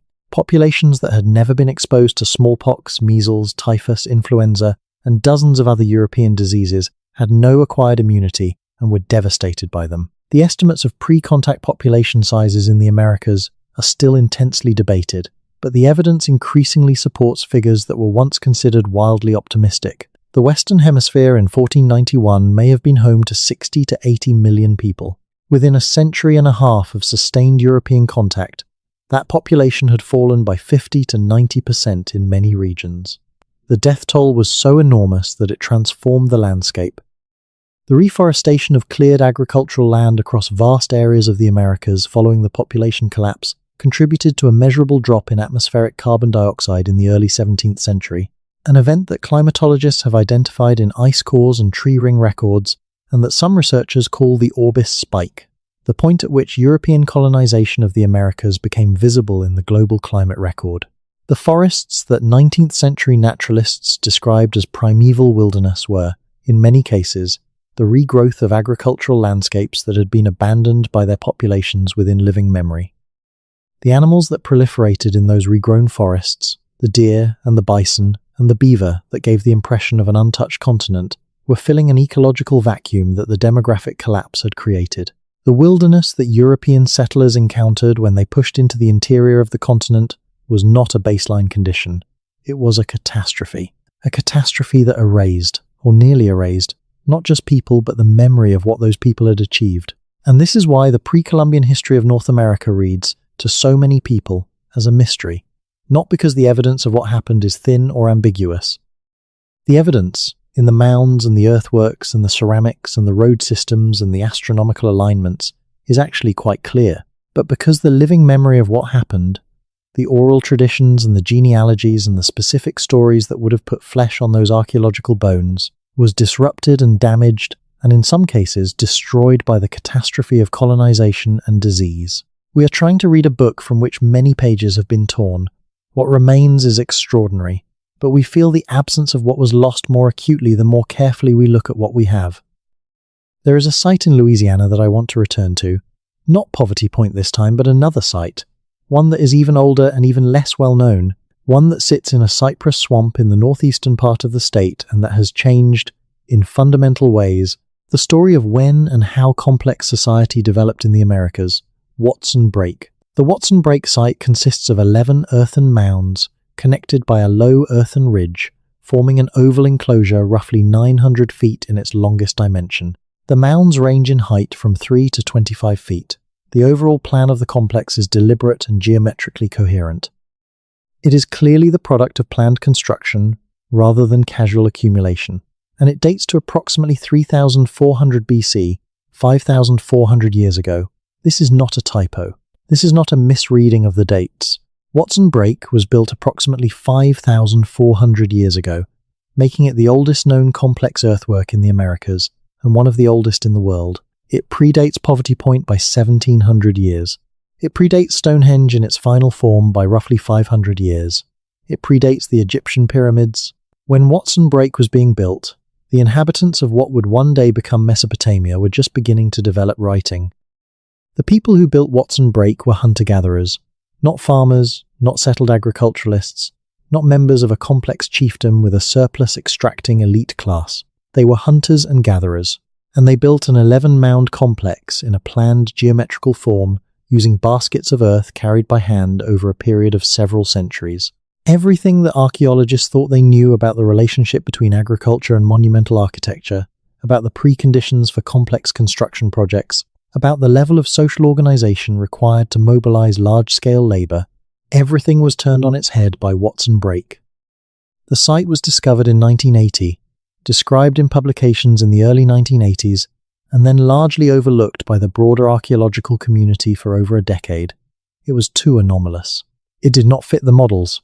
When the site was more thoroughly investigated in the 1990s, and the dates were confirmed by multiple independent laboratory analyses, the field had to grapple with the implications. Hunter-gatherers in the American Southeast were building planned earthwork complexes 5,000 years ago.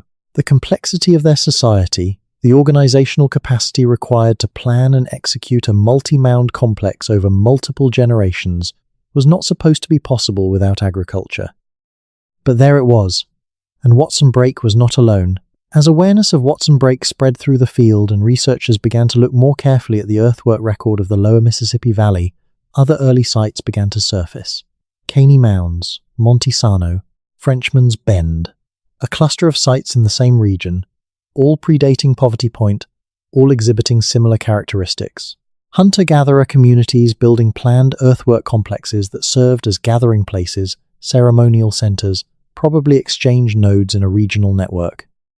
The picture that emerged was of a long tradition of monumental construction in the lower Mississippi Valley, stretching from the 5th or 6th millennium BC through Poverty Point and on into the Mississippian period, a tradition of using the landscape as a medium for social and cosmological expression that was remarkably continuous across thousands of years.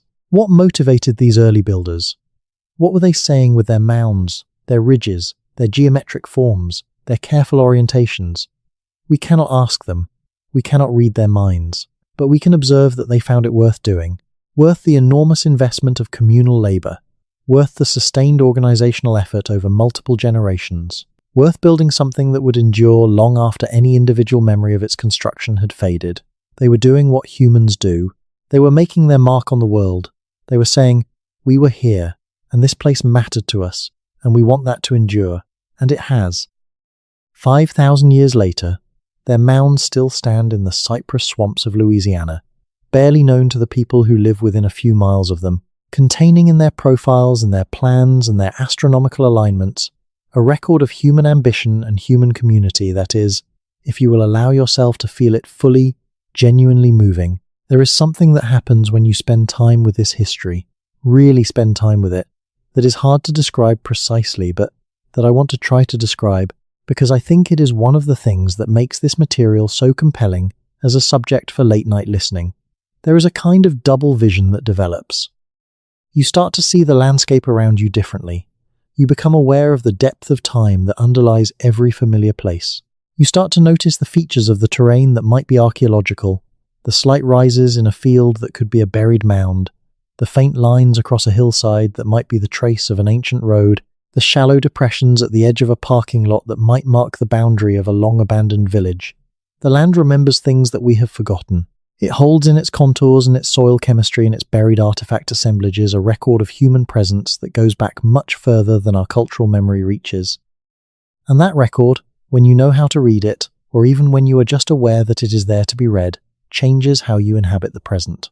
The people who built the earthworks of the Ohio River Valley, who raised the platform mounds of the Mississippi, who engineered the roads of Chaco, who dug the canals of the Hohokam, who constructed the ridges of Poverty Point, who placed the first basket of earth on the summit of what would become Watson Break more than 5,000 years ago. These people are not gone. Their descendants are living, practicing cultures with continuous histories and living relationships to these ancient places. The Muskogee Creek and the Cherokee and the Chickasaw and the Choctaw are descended from the Mississippians. The Pueblo peoples of New Mexico and Arizona are descended from the Chicoans and the Mesa Verdeans. The Owodam of the Sonoran Desert are descended from the Hohokam. The tribes of the Great Lakes and Upper Midwest carry Hopewell heritage. The connection is not severed. It is strained and complicated and in some cases nearly invisible, because the catastrophe of colonization worked hard to sever it. But it persists. And when these communities speak about these ancient places, when they assert their relationship to the mounds and the roads and the earthworks and the cliff dwellings, they are not making a legal or political argument primarily, though it is that too. They are making a historical statement. They are saying, we remember, we have not forgotten. These are our ancestors' places, and our ancestors were extraordinary, and their extraordinariness is part of who we are. That statement deserves to be taken seriously, not just as an expression of cultural pride or legal rights, though both of those matter enormously, but as a historical claim, because the evidence supports it. The pre-Columbian civilizations of North America were extraordinary. Their engineering and their astronomy and their art and their trade networks and their political systems and their agricultural innovations were genuine achievements, comparable to the achievements of any civilization in the ancient world. The story of the Americas before Columbus is not a story of absence and emptiness, waiting for the arrival of civilization from elsewhere. It is a story of human ingenuity and human ambition and human community, flourishing on this continent for tens of thousands of years. And that story belongs to the descendants of the people who lived it. We should talk about what is buried under the ground of the modern United States that we have still not found, because this is a dimension of the pre-Columbian story that most people never think about, but that is enormously important. The existing record of pre-Columbian sites in North America is almost certainly a tiny fraction of the total record that actually exists. We know this for several reasons. First, systematic archaeological survey of the United States is far from complete. Large regions of the country have never been professionally surveyed at the resolution required to identify small or subtly preserved sites. When LiDAR surveys have been applied to regions that were thought to be well studied archaeologically, they consistently reveal new sites, sometimes dramatically increasing the known site count in a given area. The application of LiDAR to the American Midwest and Southeast, where earthwork sites are common and often subtle, has been particularly revealing. Second, a significant portion of the pre-Columbian landscape has been directly destroyed by development. The expansion of American cities and suburbs and agricultural land over the past 2 centuries has obliterated an enormous number of sites. Cahokia itself is surrounded and in some areas directly impacted by the development of the Collinsville and East St. Louis metropolitan area. Dozens of mounds that were documented by early 19th century observers no longer exist. Third, and perhaps most important for understanding the scale of what is still unknown, the portion of the pre-Columbian settlement landscape that lies underwater is almost entirely unstudied. During the peak of the last glacial maximum, approximately 20,000 years ago, sea levels were more than 300 feet lower than they are today. Vast areas of what is now continental shelf were dry land. The coastlines of North America were very different from their current configurations.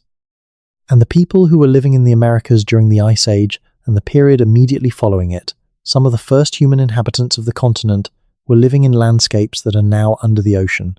Their campsites, their middens, their earthworks if they built any, their seasonal camps and their year-round villages, all of it is on the seafloor. Some of it has been found. Occasional sites on the continental shelf have been identified by underwater archaeology, and there are tantalizing hints of what might be down there. Shell middens on the shelf, off the coasts of Florida and the Gulf states. Stone points and tools brought up by fishing nets from the seafloor. Traces of what appear to be paleosols, ancient ground surfaces, at various depths on the shelf that would have been habitable during the low sea level periods. But underwater archaeology is expensive and difficult, and the systematic investigation of the flooded pre-Columbian landscape of North America is still in its very early stages. What we know about the earliest human occupation of the continent, the time of the Pleistocene megafauna and the Clovis culture, and the complex questions about who was here first and when, and how they got here, is based almost entirely on sites that happen to have been on high ground during periods of low sea level and then remained accessible as the sea rose. An unknown but potentially significant portion of the early American story is still sitting on the continental shelf, waiting to be found. Let us spend some time with a mystery that exists not in the physical landscape, but in the record of art and symbol that pre-Columbian North Americans left behind, because this record contains some of the most beautiful and most puzzling objects ever produced on this continent, objects whose full meaning we may never recover but that speak, across centuries and millennia, of minds and imaginations as rich and as restless as any that have ever looked up at the stars and tried to make sense of what they saw. The Cooper buffalo, a bison skull painted with lightning bolts in a bright red pigment and buried in a cache of other bison skulls on the Oklahoma plains, approximately 10,000 years ago. Nobody knows what it meant. Nobody knows what the lightning bolts signified. Nobody knows whether this was a ritual object, a personal possession, a community property, a marker, a gift to the earth. We know only that someone, 10,000 years ago on the Great Plains, thought it was important enough to paint a bison's skull with red lightning and then bury it carefully in the ground. The woodland burial mounds of the Ohio River Valley contain objects of extraordinary artistic achievement. Copper headdresses in the form of deer antlers, ear spools of worked meteoric iron, effigy pipes carved in the forms of animals, bears and beavers and frogs and birds, with an anatomical accuracy and an aesthetic sensibility that reflects deep, sustained observation of the natural world. These objects were made by specific individuals, people with extraordinary skill and probably significant social roles, in communities that valued and supported the production of beautiful and meaningful objects to a degree that implies a sophisticated appreciation for art and craft. The pipes are particularly compelling. The Hopewell effigy pipes, made from a specific type of highly polished pipestone quarried in Ohio and from various other materials, show animals in poses that capture something essential about their subjects. There is a beaver pipe that manages, in a few inches of carved stone, to convey the specific weight and heft of a beaver.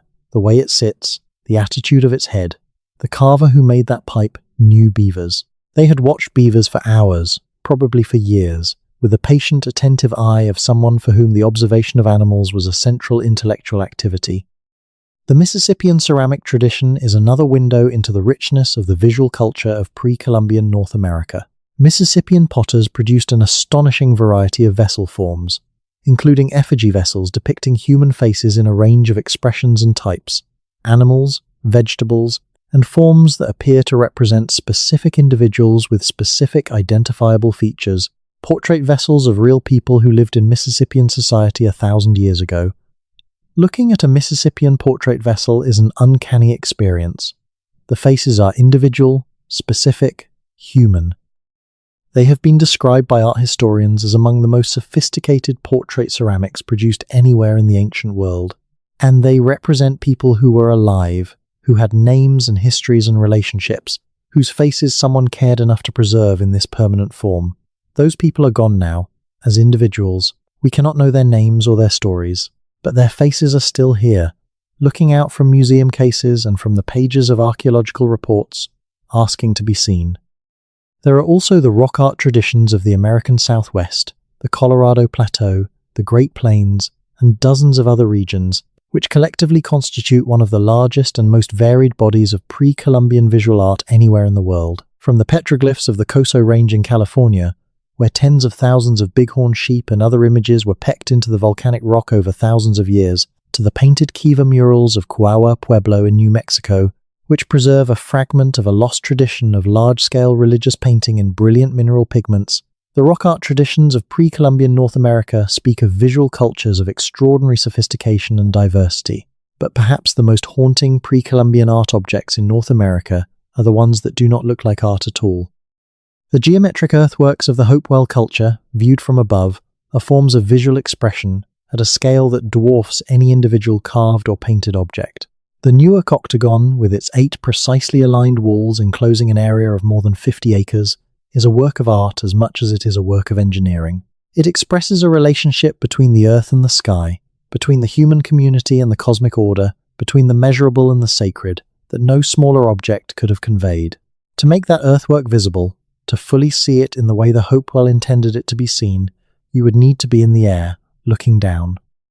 And perhaps they were, in some sense, imagining exactly that. Perhaps they were building for the gaze of whatever they understood to occupy the sky. We are coming now toward the end of this journey, or at least toward the end of this particular night's portion of it, and there are a few things I want to say before the silence takes over, and you drift into whatever kind of sleep follows a long immersion in deep time. The first is about scale. When we talk about the pre-Columbian civilizations of North America, we are talking about a span of time that is genuinely difficult to comprehend intuitively. Watson Brake was built 5,400 years ago. That is more than twice as long ago as the fall of the Western Roman Empire. The Hopewell culture flourished 2,000 years ago, at roughly the same time as the height of Roman power in the Mediterranean. The Chacoans built their roads 800 to 1,000 years ago, roughly contemporaneous with the building of the great Gothic cathedrals of Europe. Cahokia peaked 9 centuries ago, at a time when Genghis Khan was creating the Mongol Empire on the other side of the world. Mesa Verde was abandoned 700 years ago, just before the Black Death swept across Europe. The history of these civilizations is not ancient in the way that the Egyptians or the Sumerians are ancient. It is, in many ways, recent. It is the history of the last few thousand years, unfolding on this continent while history as we usually mean it was being written elsewhere. It happened here, on this ground, under this sky.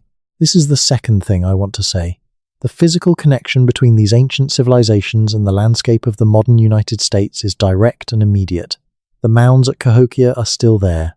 The earthworks at Newark are still there, though golf courses have been built on parts of the octagon. The great houses at Chaco are still there, and so are the roads, buried under sand and accessible only to radar and careful ground survey, but there. The cliff dwellings at Mesa Verde are still there. The ruins of the Hohokam canals are still there, and in some cases, the modern canal system of the Phoenix metropolitan area follows the same routes as the Hohokam originals, because the Hohokam engineering was so good that the optimal routes through the Salt River Valley have not changed in 1,000 years. This history is not distant. It is not separate from the landscape of contemporary American life. It is in the ground beneath every strip mall built on a river floodplain, in the slight rises in the fields of Ohio and Illinois that mark buried mound complexes, in the dry riverbeds of the Southwest where Hohokam canals once ran. The land is full of it. And the third thing I want to say is this. There is a reason that this history is not better known, not better taught, not more present in the public consciousness of the United States. And the reason is not that the evidence is obscure or that the civilizations in question were insignificant.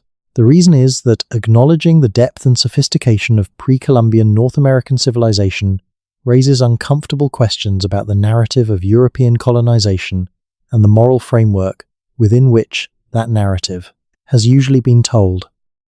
If the people who were living here when Europeans arrived were not scattered primitives wandering through an untouched wilderness, but were instead the inheritors and the descendants of civilizations that had been building cities and roads and astronomical observatories and continent-spanning trade networks for thousands of years before Columbus was born, then the moral calculus of colonization looks different. Not because it changes the fundamental ethical nature of the violence and the dispossession and the demographic catastrophe of European contact, but because it changes the scale of what was lost, and acknowledging the full scale of what was lost is painful. It is easier, in some ways, to believe the myth of the empty continent, to believe that what Europeans found here was wilderness, not history. But the wilderness was not empty, and the history was not nothing. It was something remarkable and complex and human and lost, and the least we can do is remember it honestly. The night is getting long now, and the questions are getting quieter, settling into that particular quality of late-night wondering that is not quite sleep but is halfway there.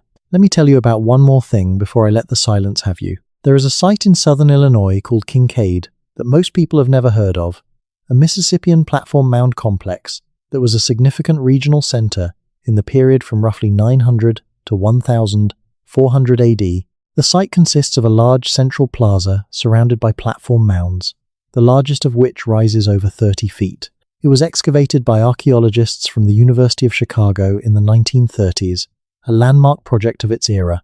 And in the deposits of Kincaid, archaeologists found something that has always struck me as one of the more poignant artifacts in the entire record of pre-Columbian North America. They found toys. Small clay figures of animals and humans, clearly made not with the care and skill of a craft specialist producing ceremonial objects, but with the enthusiastic and slightly clumsy effort of children making things for fun. Little clay animals with lopsided legs, small human figures with oversized heads, the kinds of things that children everywhere and in every era have made when given clay and left to their own devices. There were children at Kincaid, children who ran through the plaza between the great mounds, children who played in the shadow of the platform where the elite of the community performed their ceremonies, children who grew up in the world of Mississippian civilization with the same mix of wonder and boredom and mischief and learning that children everywhere grow up with. They did not know they were going to be forgotten. They did not know that the civilization they were growing up in was going to collapse within a few generations.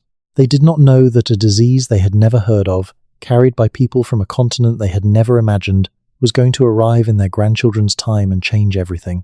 They were just children, playing in the dirt, making little clay animals, living in the world as they found it. And something about that, something about the specificity and the smallness of those lopsided clay creatures, makes the vastness of the history we have been moving through tonight feel suddenly intimate and near. That is what all of this history is, in the end. Not just earthworks and road systems and astronomical alignments, though it is all of those things. It is people. Specific human beings who were born and who lived and who died, who built things and made things and taught their children and fed their families and told stories by firelight and looked up at the stars and wondered what it all meant. They wondered the same things we wonder. They were asking the same questions we are still asking. And the civilizations they built, extraordinary as they were just the setting for that most fundamental of human activities, trying to make sense of being here. The mounds are patient. They have been waiting in the dark for 1,000 years, or 2,000 years, or 5,000 years, and they are not in any hurry. They will wait while the development encroaches, and while the plows pass, and while the tourists come and go. They will wait while we argue about their significance and debate their origins and measure their alignments and publish papers about their construction. They will wait, because they are made of the same earth that everything else is made of, and that earth is going nowhere. But I hope, having spent this night with them, that you are a little less likely to pass them by without knowing what they are. I hope that the next time you drive through the Midwest on a highway that cuts across the floodplain of some river, you will notice the slight rises in the fields along the way and wonder whether any of them are something more than natural topography. I hope that when you visit the Southwest and stand in the ruins of a great house at Chaco, or look up at the cliff dwellings at Mesa Verde, you will feel the full weight of what those places represent and who built them and how long ago and how completely our official history has failed to honor what they achieved. I hope that when you hear the words pre-Columbian or prehistoric or ancient America, the images that come to mind are not the vague stereotype of primitive people scratching in the dirt, but rather the sophisticated, ambitious, cosmologically engaged, artistically brilliant, organizationally sophisticated civilizations that actually existed here, on this ground, under these stars. They deserve to be known. They deserve to be remembered. And the fact that so much of their story remains mysterious, that so many of the deepest questions about their beliefs and their organization and their collapse remain open, is not a reason to stop asking. It is a reason to keep going. The mystery is the invitation. The gaps in our knowledge are the spaces where curiosity lives. And the work of filling those gaps, slowly, carefully, with evidence, and with respect for the living descendants of these ancient peoples, is some of the most important and most fascinating work being done in American scholarship today. So when you wake up tomorrow and the sun comes through your window and the world looks ordinary and familiar and accounted for, remember that it is not. The ordinary landscape of the United States is sitting on top of an extraordinary history, one that stretches back further than our official memory reaches, one that built things and thought thoughts and made beauty that we are still only beginning to appreciate. The megastructures are out there, waiting in the dark of the earth, patient as the mounds themselves, asking only to be remembered. And if you find yourself tonight, on the edge of sleep, in that long, slow dissolution between waking and dreaming, maybe you will feel them. The weight of the earth that was moved, basket by basket, by human hands with human intentions. The alignment of the stars that somebody watched for decades to understand well enough to encode into stone and earth. The community gathered in a great kiva, breathing together in firelight, beneath a roof of massive timbers carried 30 miles on human shoulders. The child at Kincaid, making a lopsided clay animal in the shadow of the mound. They were all here. And in some sense, that matters more than we have words for. They are still here. In the ground, in the sky, in the stories we are willing to tell about them. In the willingness, finally, to look at the landscape we live in and see it whole. Good night. The mounds are patient, and so are the stars. Let us go deeper into what archaeologists call the Eastern Woodlands, that vast forested region between the Atlantic coast and the Mississippi River that was home to some of the most culturally diverse and in many ways most astonishing pre-Columbian civilizations of North America. Because when most people think about pre-Columbian North America, even people who know about Cahokia and the Hopewell, they tend to think of a relatively sparse and disconnected set of cultures scattered across an enormous landscape. The reality was far more densely populated, far more interconnected, and far more culturally sophisticated than the standard picture allows. Consider the Connecticut River Valley in what is now southern New England. 1,000 years ago, this valley was home to a substantial population of Algonquian-speaking peoples who were farming corn, beans, and squash in the rich bottomlands, fishing the river runs of alewives and shad and salmon that were then one of the great natural bounties of the Northeast, and participating in trade networks that connected them to communities as far away as the Great Lakes and the Chesapeake Bay. Their longhouses and their villages are gone, replaced by the towns and farms of the colonial period and the suburban landscapes of the modern era. But the soil of the Connecticut River Valley still holds the traces of their occupation, in the form of middens and post molds and buried hearths, and the occasional cache of stone tools that turns up when a homeowner digs a garden bed or a contractor excavates a foundation. These people were not mysterious. They were not vanished in any supernatural sense. Their descendants, the Pequot, the Mohegan, the Wampanoag, the Nipmuc, the Pocumtuck, are still here. Many of them are living in New England today, maintaining their cultural identities against enormous pressure over many generations. But the pre-contact landscape of New England, the one that existed before the epidemics that devastated the region's indigenous population in the early 17th century, is poorly understood by most people because it was so thoroughly replaced by the colonial landscape that came after. When the Puritan settlers arrived in Massachusetts in the 1620s and 1630s, they encountered a landscape that the devastating epidemic of 1616 to 1619 had emptied of much of its population. They found cleared fields and the ruins of villages and roads through the forest that led to places that nobody seemed to be living anymore. They interpreted what they found as providence, a divinely cleared path for their settlement. What they were actually walking through was the aftermath of a catastrophe. The cleared fields were not gifts. They were the abandoned gardens of people who had died. The roads through the forest were paths maintained by communities that no longer existed to maintain them. The apparent emptiness of coastal New England in the early colonial period was not a natural condition. It was the most recent chapter of a disaster that was still ongoing. And before that disaster, New England had been populated at a density that its colonial-era observers, looking at the post-epidemic landscape, consistently underestimated. The archaeology of pre-contact New England is still being actively developed, and the picture it is revealing is of a complex, densely settled landscape of corn-growing communities along the river valleys, of seasonal camps on the coast and in the uplands, of sacred landscape features, including cairn fields and stone walls and rock shelters that were maintained and used by indigenous peoples for centuries or millennia before European arrival. The stone walls that crisscross the New England landscape and that most people assume to be the work of colonial farmers clearing fields are, in many cases, far more complex than that story allows for. Archaeologists have identified stone walls in New England that appear to predate colonial settlement, that are not associated with any colonial-era field clearing, and that in some cases follow alignments that suggest astronomical or territorial significance rather than agricultural practicality. This is contested territory, and the claims need to be evaluated carefully against the evidence. But the possibility that some of the stone features of the New England landscape reflect a deeper indigenous history than we have usually acknowledged is one that serious researchers are now exploring with increasing rigor.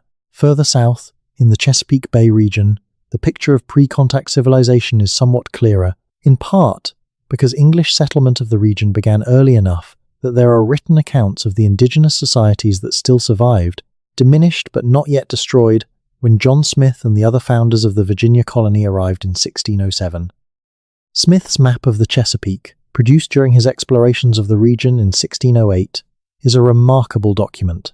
It shows dozens of towns and villages along the rivers of the bay, many of them with names and approximate population figures. The Powhatan Confederacy, the political alliance of Algonquian-speaking tribes that controlled much of the Chesapeake at the time of English arrival, was a sophisticated political entity governed by a paramount chief named Wahun Seneca, whom the English called Powhatan, who commanded tribute from over 30 distinct tribal groups and maintained his authority through a combination of kinship networks, military power, and ceremonial prestige.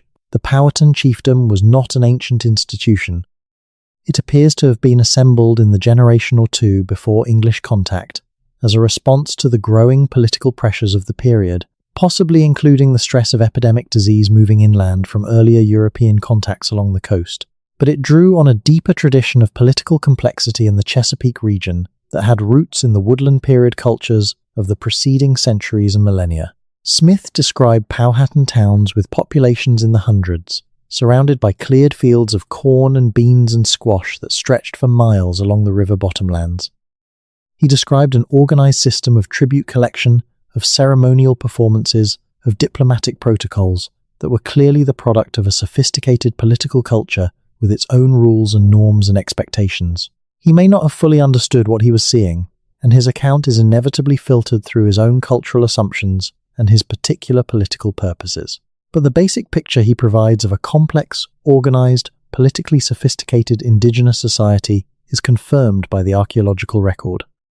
The Chesapeake before European contact was home to tens of thousands of people living in organized communities, farming and fishing and trading, participating in political structures that had evolved over centuries to manage the relationships between communities across a complex landscape, and within a generation of sustained English contact, most of it was gone. Now let us turn to a part of the pre-Columbian story that gets almost no attention in popular accounts, but that is genuinely fascinating, and that illuminates the deep history of the continent in unexpected ways. Let us talk about corn. Not corn as a crop, though it was an extraordinary crop. let us talk about corn as a technology. Because the development of maize agriculture in the Americas is one of the greatest single technological achievements in human history, and understanding it changes your picture of what American civilizations were capable of in important ways.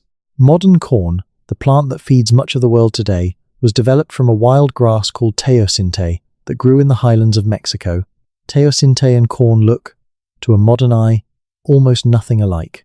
Teosinte is a weedy-looking grass with tiny seed heads containing only a few hard seeds. Modern corn is a massive plant with large ears containing hundreds of starchy kernels. The genetic distance between teosinte and corn is enormous, representing thousands of years of deliberate human selection, of choosing the plants with slightly larger seeds or slightly more kernel rows or slightly thinner husks, and planting those seeds and then choosing again from the resulting plants, generation after generation, for thousands of years, until the insignificant wild grass had been transformed into one of the world's most productive food plants. This is not simple. This is not something that happens by accident. The development of maize from teosinte was a deliberate, sustained, multi-generational breeding program carried out without any of the tools of modern genetics or plant science. It required careful observation of plant variation, deliberate selection of desirable traits, careful management of seed stocks to maintain and improve the desirable characteristics, and a sustained cultural commitment to the project across hundreds of generations. It was, in every meaningful sense, a feat of applied science. And the people who did it were the indigenous peoples of Mexico, beginning roughly 9,000 years ago and continuing for millennia until they had created the variety of corn that would eventually be adopted and further modified by every agricultural civilization of the Americas.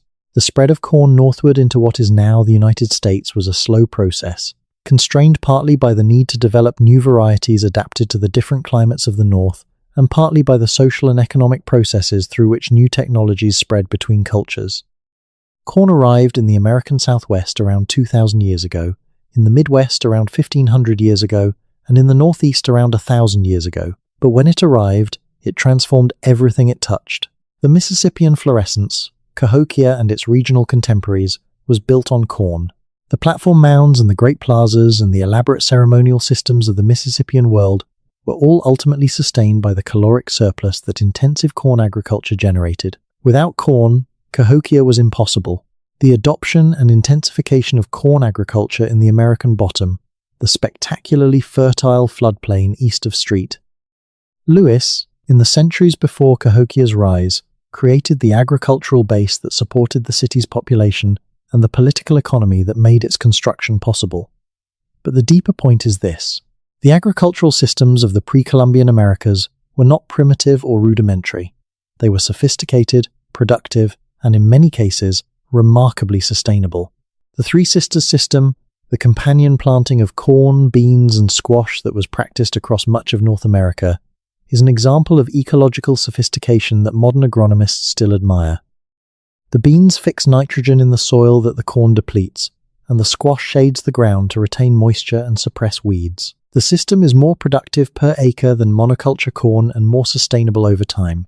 It was developed through the same kind of patient observation and experimentation that produced corn from teosinte, over thousands of years of agricultural practice, and it represents a deep understanding of ecological relationships that is genuinely impressive.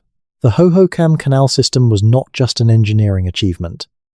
It was also an expression of sophisticated water management knowledge, of understanding the hydraulics of canal flow and the agronomy of irrigated desert agriculture, that allowed a complex society to sustain itself in one of the most challenging agricultural environments in North America for over 1,000 years. The raised fields of the Bolivian Amazon, the Terra Preta of Brazil, the terraced hillsides of the ancestral Puebloans in the southwest. All of these agricultural systems represent deep knowledge of local ecology, of soil chemistry, of water management, of plant behavior, accumulated through centuries of practice and transmitted across generations through teaching and demonstration and the embodied knowledge of experienced farmers. These were not primitive people blindly scratching at the ground. They were skilled agriculturalists working with an understanding of their specific environments that in many ways exceeds what modern industrial agriculture has bothered to develop, because industrial agriculture has the luxury of ignoring long-term sustainability in favor of short-term productivity in ways that traditional agriculturalists could not afford.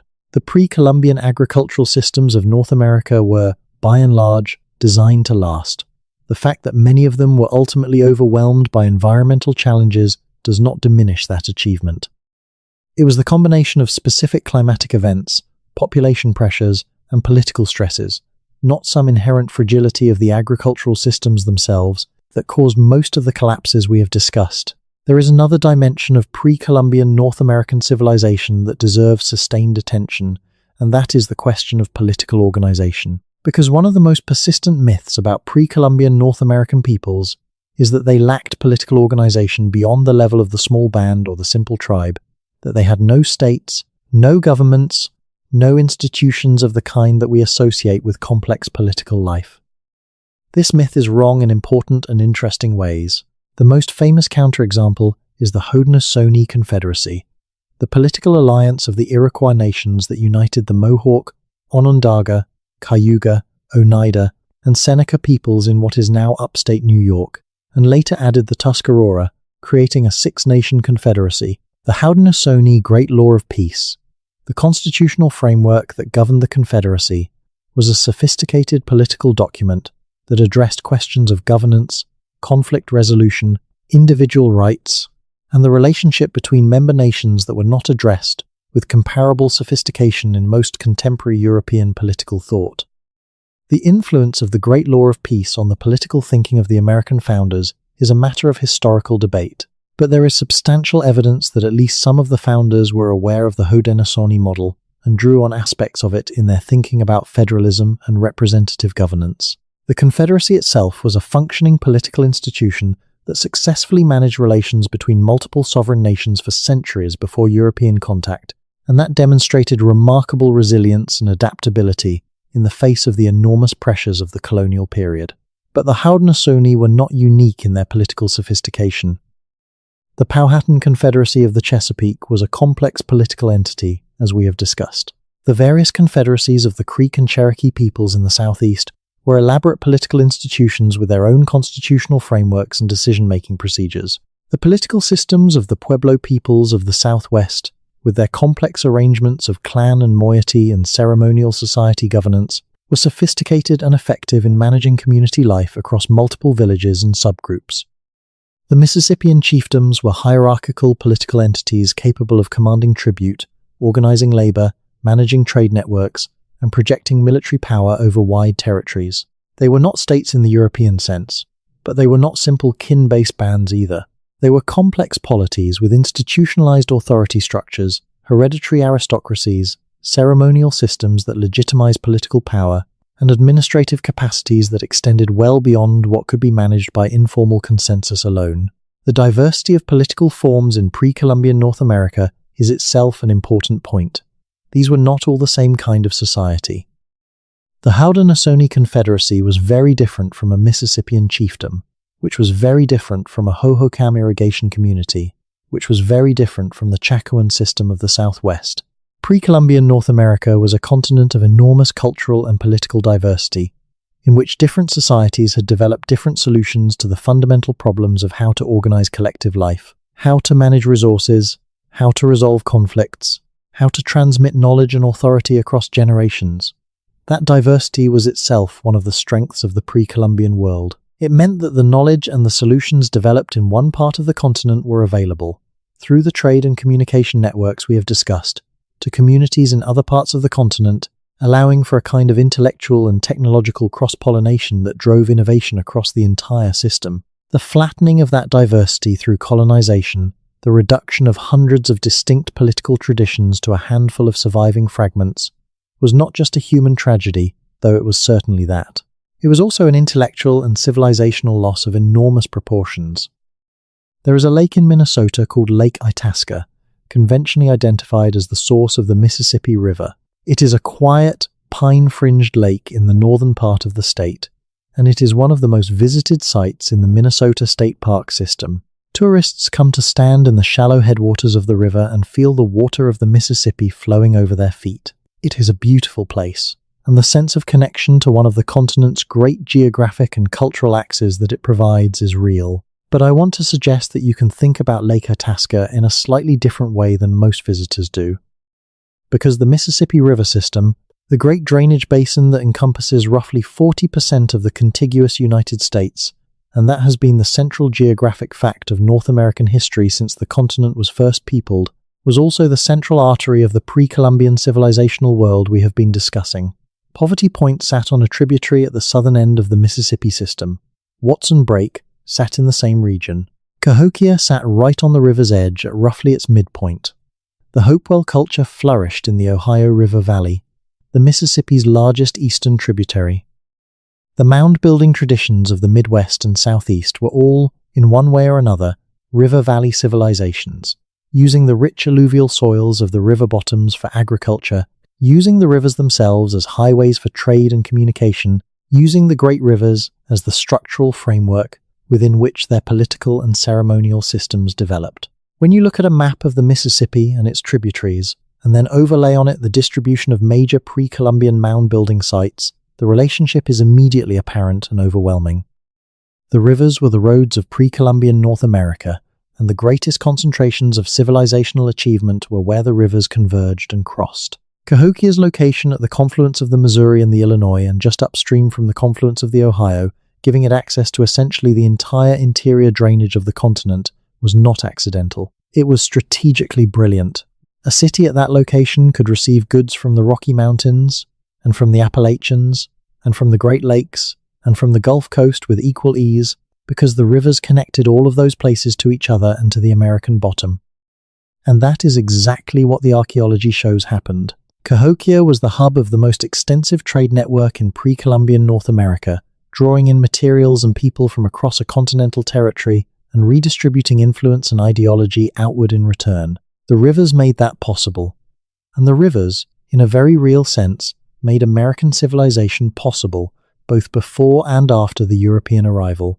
The Ohio River was the highway of westward expansion for American settlers in the late 18th and early 19th centuries, for exactly the same reasons that it had been the highway of Hopewell expansion 2,000 years earlier.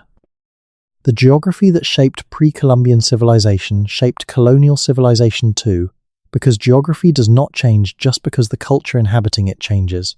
The land has its own logic, and that logic persists across whatever human dramas are played out on its surface. Here is something that very few people know about the pre-Columbian history of North America, something that sits at the intersection of archaeology and ecology, and that is changing how researchers think about the deep history of the continent's landscapes. Before European contact, the forests of eastern North America were fundamentally different from the forests that Europeans encountered and that modern ecologists have often taken as their baseline for what natural forest in this region looks like. The difference was not simply the result of climate or of some natural forest succession process.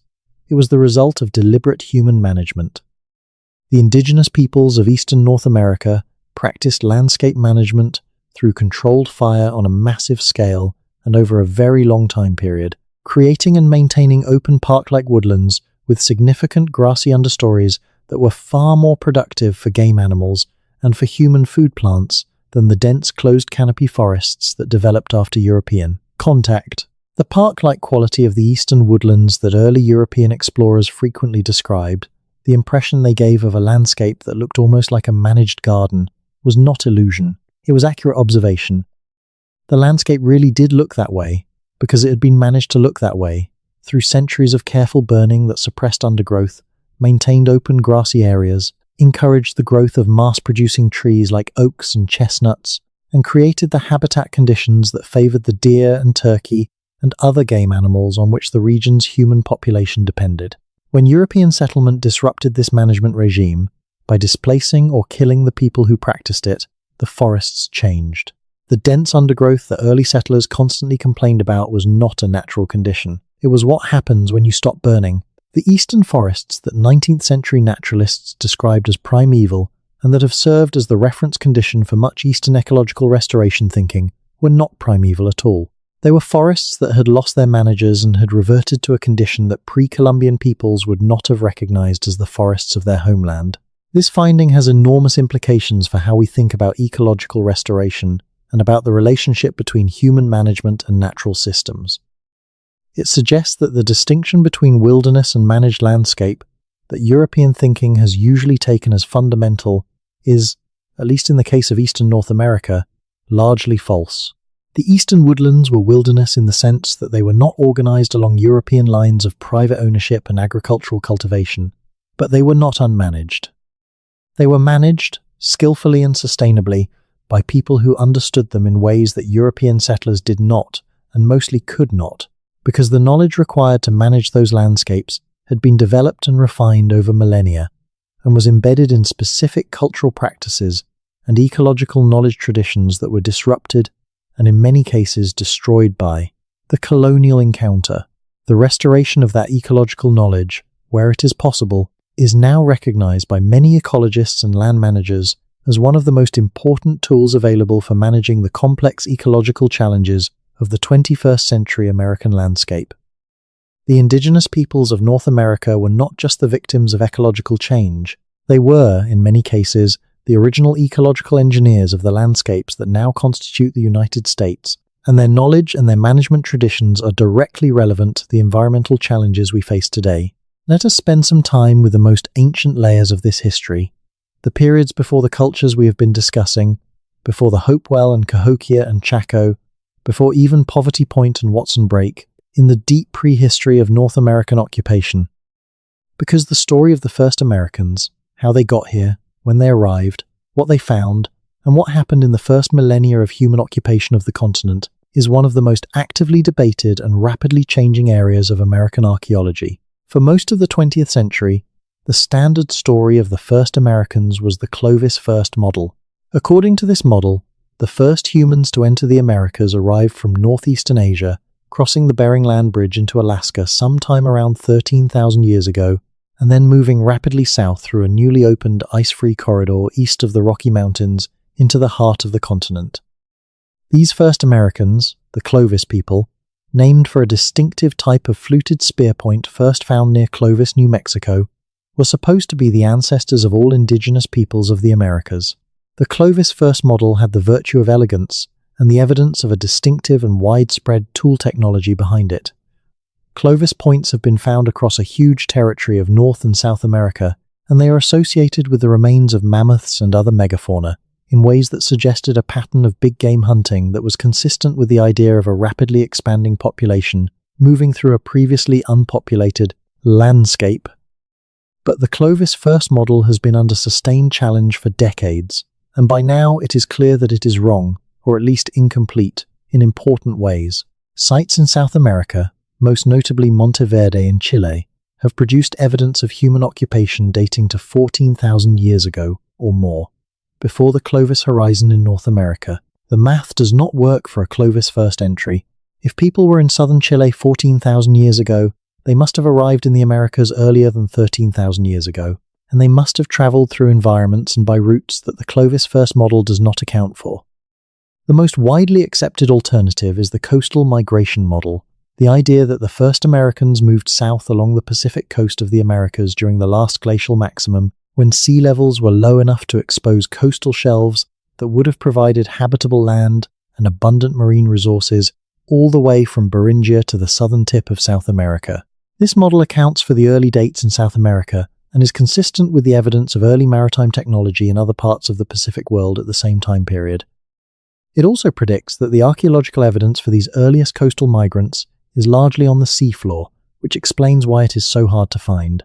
There are hints of pre-Clovis occupation at a number of sites across North America, sites that have produced dates older than 13,000 years, and artifacts or ecofacts that suggest human presence before the Clovis horizon. The Meadowcroft Rock Shelter in Pennsylvania has produced dates that some researchers read as suggesting occupation around 16,000 years ago. The Deborah L. Friedkin site in Texas has produced pre-Clovis artifact assemblages. The Bluefish Caves in the Yukon have produced evidence of possible human activity as early as 24,000 years ago. None of these pre-Clovis claims is without controversy, and the debate continues.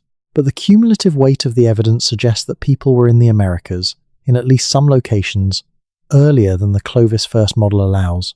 And the genetic evidence, derived from the analysis of ancient DNA from archaeological remains and from modern indigenous populations, is increasingly consistent with a scenario of multiple migrations into the Americas at different time periods, through different routes, producing the complex pattern of genetic and cultural diversity that characterizes pre-Columbian North America.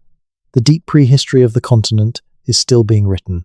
Every new excavation, every new application of ancient DNA analysis to early American skeletal remains, every new dating of coastal shelf sediments adds pieces to a puzzle that is far more complex than the simple Clovis first model suggested. And that complexity is appropriate. The Americas are a vast territory. Their colonization by the ancestors of the continent's indigenous peoples was not a single event, but a long, complex, multi-stage process that unfolded over thousands of years and that produced, in its outcome, one of the most culturally and linguistically diverse regions on the planet. The continent that European explorers reached in the late 15th century was home to hundreds of distinct languages, dozens of distinct cultural traditions, and an enormous variety of social and political forms, all of which were the product of thousands of years of separate development, migration, trade, conflict, and synthesis. It was not a simple place. It was one of the most complex human environments on Earth. There is a rock formation in the Black Hills of South Dakota that the Lakota people know as Bear Butte, and that has been a sacred site for numerous Plains Indian peoples for many centuries. It is a laccolith, a dome of igneous rock that has pushed up through the surrounding sedimentary layers, creating a prominent natural landmark visible for miles across the flat plains. But the deeper significance of Bear Butte is not its geology. It is its role in the ceremonial and spiritual geography of the Plains peoples, as a place of vision quests, of prayer, of connection to the spirit world, of gathering and renewal. Bear Butte is a place that has been made sacred by centuries of human attention, by the prayers and the offerings and the ceremonies that have accumulated there across generations, by the stories that people tell about it and the experiences people have had there.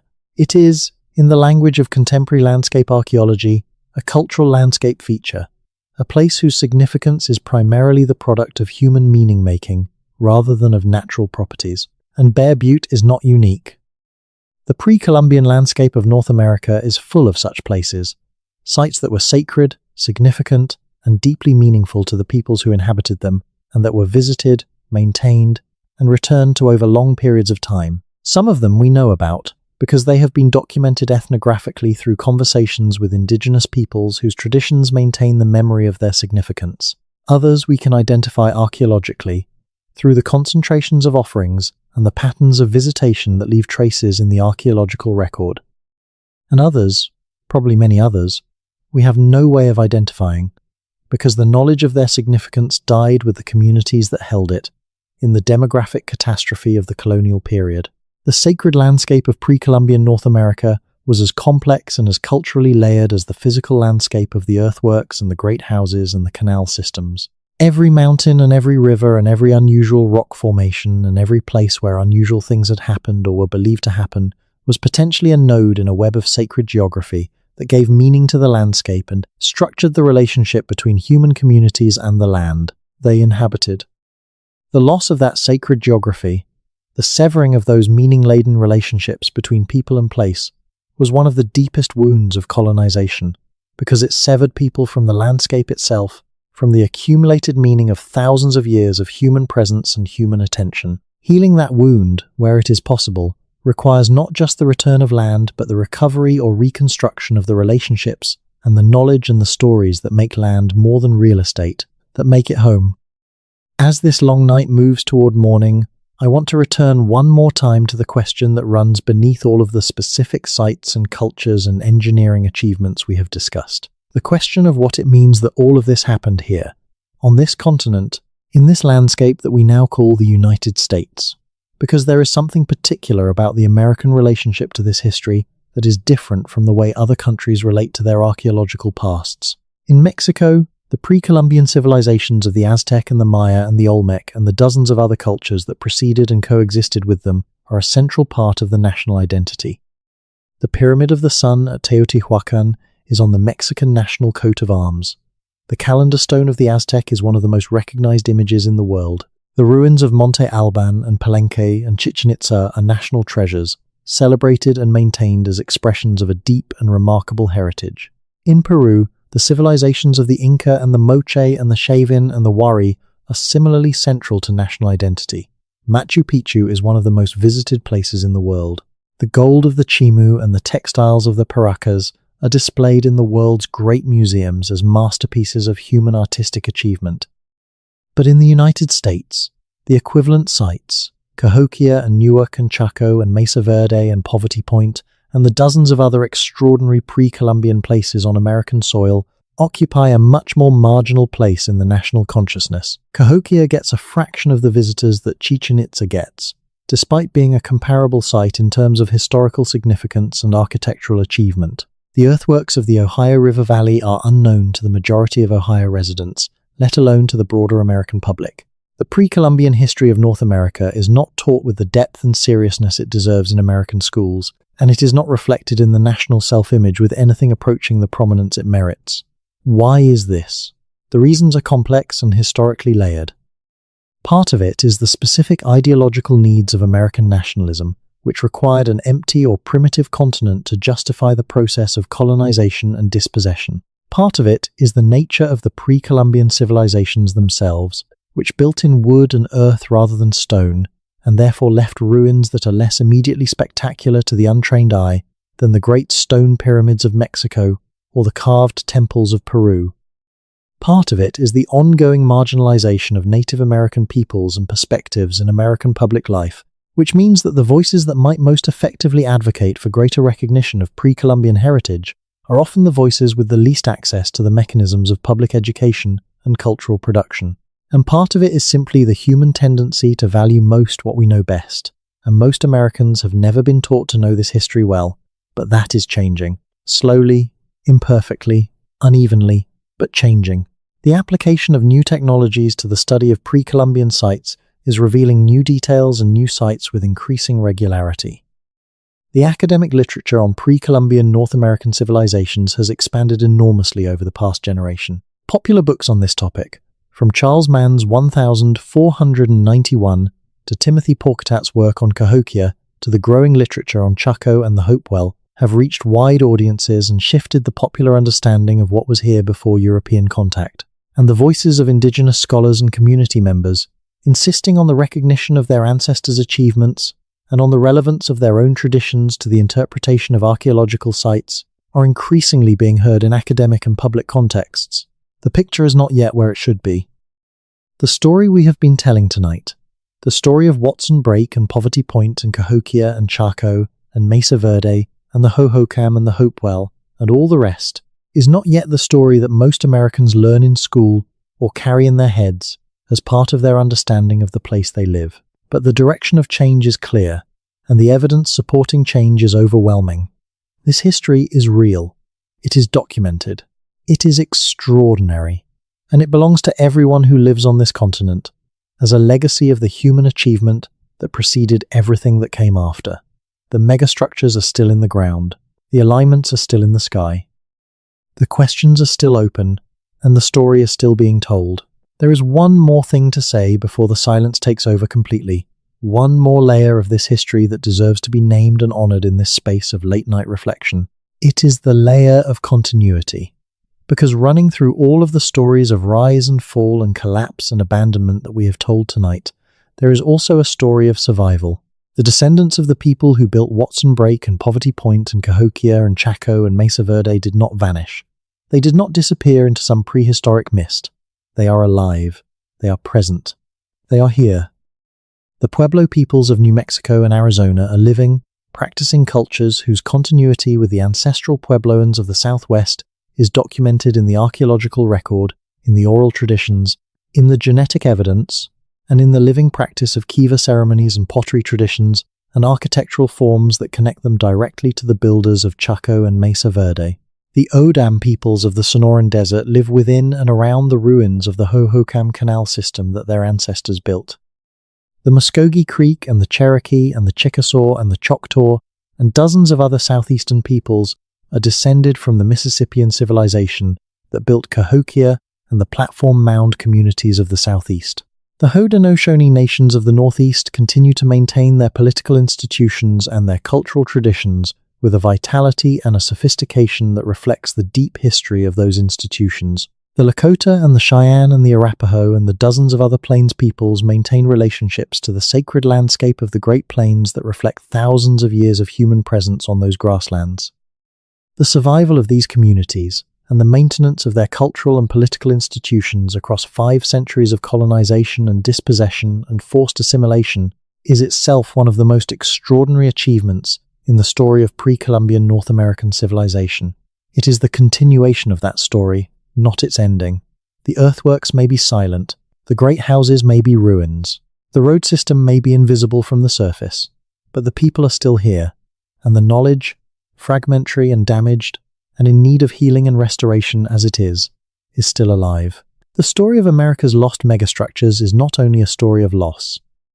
It is also a story of persistence, of the refusal of human communities to let their histories be entirely erased, of the maintenance, through all the pressures and all the catastrophes, of connections between present communities and past achievements, of the insistence that these extraordinary places, these earthworks and these roads and these cliff dwellings, and these great kivas and these canal systems are not merely archaeological curiosities, but are the physical manifestations of an intellectual and spiritual heritage that is still relevant, still living, still demanding to be known. And that is, in the end, the deepest reason to care about this history, not because it is curious or because it is remarkable, though it is both of those things, but because it is true, and the truth of it matters, for the people whose ancestors built these things, and for all the people who share this continent with their descendants, and who live on land that carries this history in its very soil.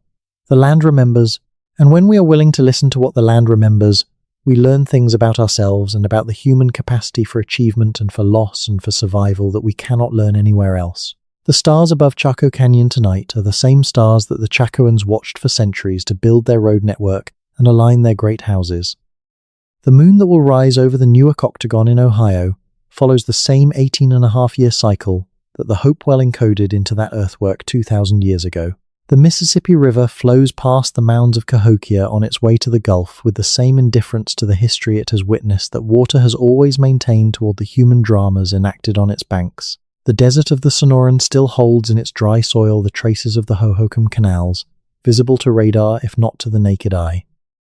The sandstone of Chaco Canyon is slowly eroding under the wind and rain, taking with it the fine masonry that some long-dead builder shaped with such care and precision 800 years ago. Time is working on all of it, but slowly, more slowly than the civilizations themselves could have imagined when they were building. The mounds of Watson Brake have persisted for 5,400 years. The cliff dwellings of Mesa Verde have been empty for 7 centuries and are still standing.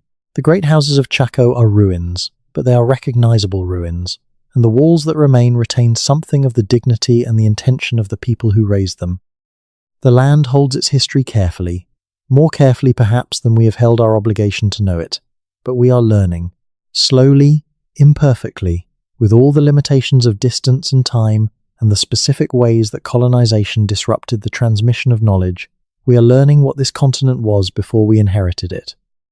We are learning to read the mounds and the earthworks and the alignments and the ceramic traditions and the trade networks and the agricultural systems and the sacred landscapes as what they are.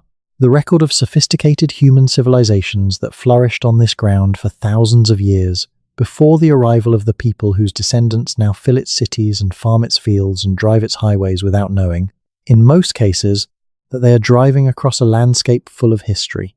That history is patient. It has been waiting a long time to be known, and perhaps, in some small way, on this particular night, we have paid it the attention it deserves. Sleep well. The mounds are patient, and so are the questions. And so, if you will let yourself be, are you, let us go north. Far north, into a territory that most Americans think of as cold and remote and historically thin, a place where civilization, in the grand sense, seems unlikely. Let us go to the Aleutian Islands, that long arc of volcanic rock that stretches from the tip of the Alaska Peninsula southwest toward Kamchatka, and then to the coastline of southern Alaska and the Pacific Northwest, because the pre-Columbian history of this region contains some of the most remarkable and most underappreciated civilizational achievements in North America. The Unangan people, known to most Americans as the Aleuts, have been living in the Aleutian Islands and the Alaska Peninsula for somewhere between 9,000 and 10,000 years, making them one of the most ancient, continuously occupied human settlements in the New World. In a landscape that most modern people would consider almost unlivably harsh, with cold fog and violent storms, and almost no terrestrial plant resources to speak of, the Unangan built a civilization that sustained itself for millennia on the extraordinary productivity of the marine environment. They were among the most skilled maritime hunters in the history of the world. Their baidarkas, the small skin-covered kayaks that were the primary vehicle for Unangan hunting, were engineering marvels, perfectly adapted to the conditions of the North Pacific, highly maneuverable in rough seas, and capable of covering enormous distances. Unangan hunters in baidarkas pursued sea otters and sea lions and fur seals and whales with harpoons, whose designs were refined over centuries to maximize effectiveness in the specific conditions of the Aleutian marine environment. They developed hunting technologies and techniques so effective that Russian fur traders, when they encountered the Unangan in the 18th century, immediately recognized the superiority of Unangan maritime technology and forced Unangan hunters to work for them, essentially enslaving the most skilled maritime hunters on Earth in service of the fur trade. But the Unangan were not simply hunters. They were a culturally sophisticated people with an elaborate artistic tradition, a complex social organization, and a deep knowledge of their environment that went far beyond simple resource extraction. The elaborately decorated hunting hats of Unangan men, made from bent wood and decorated with sea lion whiskers and carved ivory and seabird feathers, are among the most beautiful objects produced by any pre-Columbian culture in North America. They were also, like the astronomical alignments of Chaco and the earthwork geometries of Newark, simultaneously functional and symbolic. The specific decorations on a hunting hat communicated information about the wearer's family, his hunting achievements, and his social status. The hat itself was designed to reduce glare on the water while hunting. Form and function and symbol were inseparable in Unangan material culture, as they were in the material cultures of pre-Columbian peoples across the continent. Further south along the Pacific coast, in what is now the Pacific Northwest of the United States and Canada, the indigenous peoples of the region developed what many researchers consider to be the most complex non-agricultural civilization in the world. The tribes of the Northwest Coast, including the Tlingit, the Haida, the Tsimshian, the Kwakwaka'wakw, the Nucharnulth, the Coast Salish, and many others, built societies of extraordinary cultural sophistication without agriculture, sustained entirely by the extraordinary productivity of the Pacific marine environment. The salmon runs of the Northwest Coast rivers were among the greatest natural food sources in the world. Enormous runs of 5 different species of salmon moving through the rivers in regular seasonal patterns provided a protein source so reliable and so abundant that communities living along these rivers could accumulate significant food, surpluses without farming, surpluses that supported a level of social complexity and artistic production that was genuinely remarkable. The Northwest Coast peoples built permanent large villages of substantial cedar plank houses. They created one of the most distinctive and most sophisticated artistic traditions in the world, expressed in the carved and painted forms of totem poles, house fronts, masks, bent wood boxes, and a dozen other forms. They practiced a ceremonial system centered on the potlatch, a feast at which wealth was publicly given away, that regulated the distribution of resources, validated social status, and reinforced political relationships across communities. The wealth that fueled these ceremonies came from the same marine environment that had sustained the Northwest Coast peoples for thousands of years, converted through skilled labor into dried fish and processed goods that could be accumulated, traded, and given away in the competitive generosity of the potlatch. Northwest Coast oral traditions preserve records of genealogies and historical events that reach back many generations before European contact, giving us a window into the deep history of these societies that is unavailable for most pre-Columbian North American cultures. The complexity of the kinship systems, the detail of the ceremonial protocols, the sophistication of the artistic traditions all speak of long-developed cultural institutions with deep historical roots. These were not simple societies. They were among the most complex, culturally rich, and artistically productive societies in the pre-Columbian world.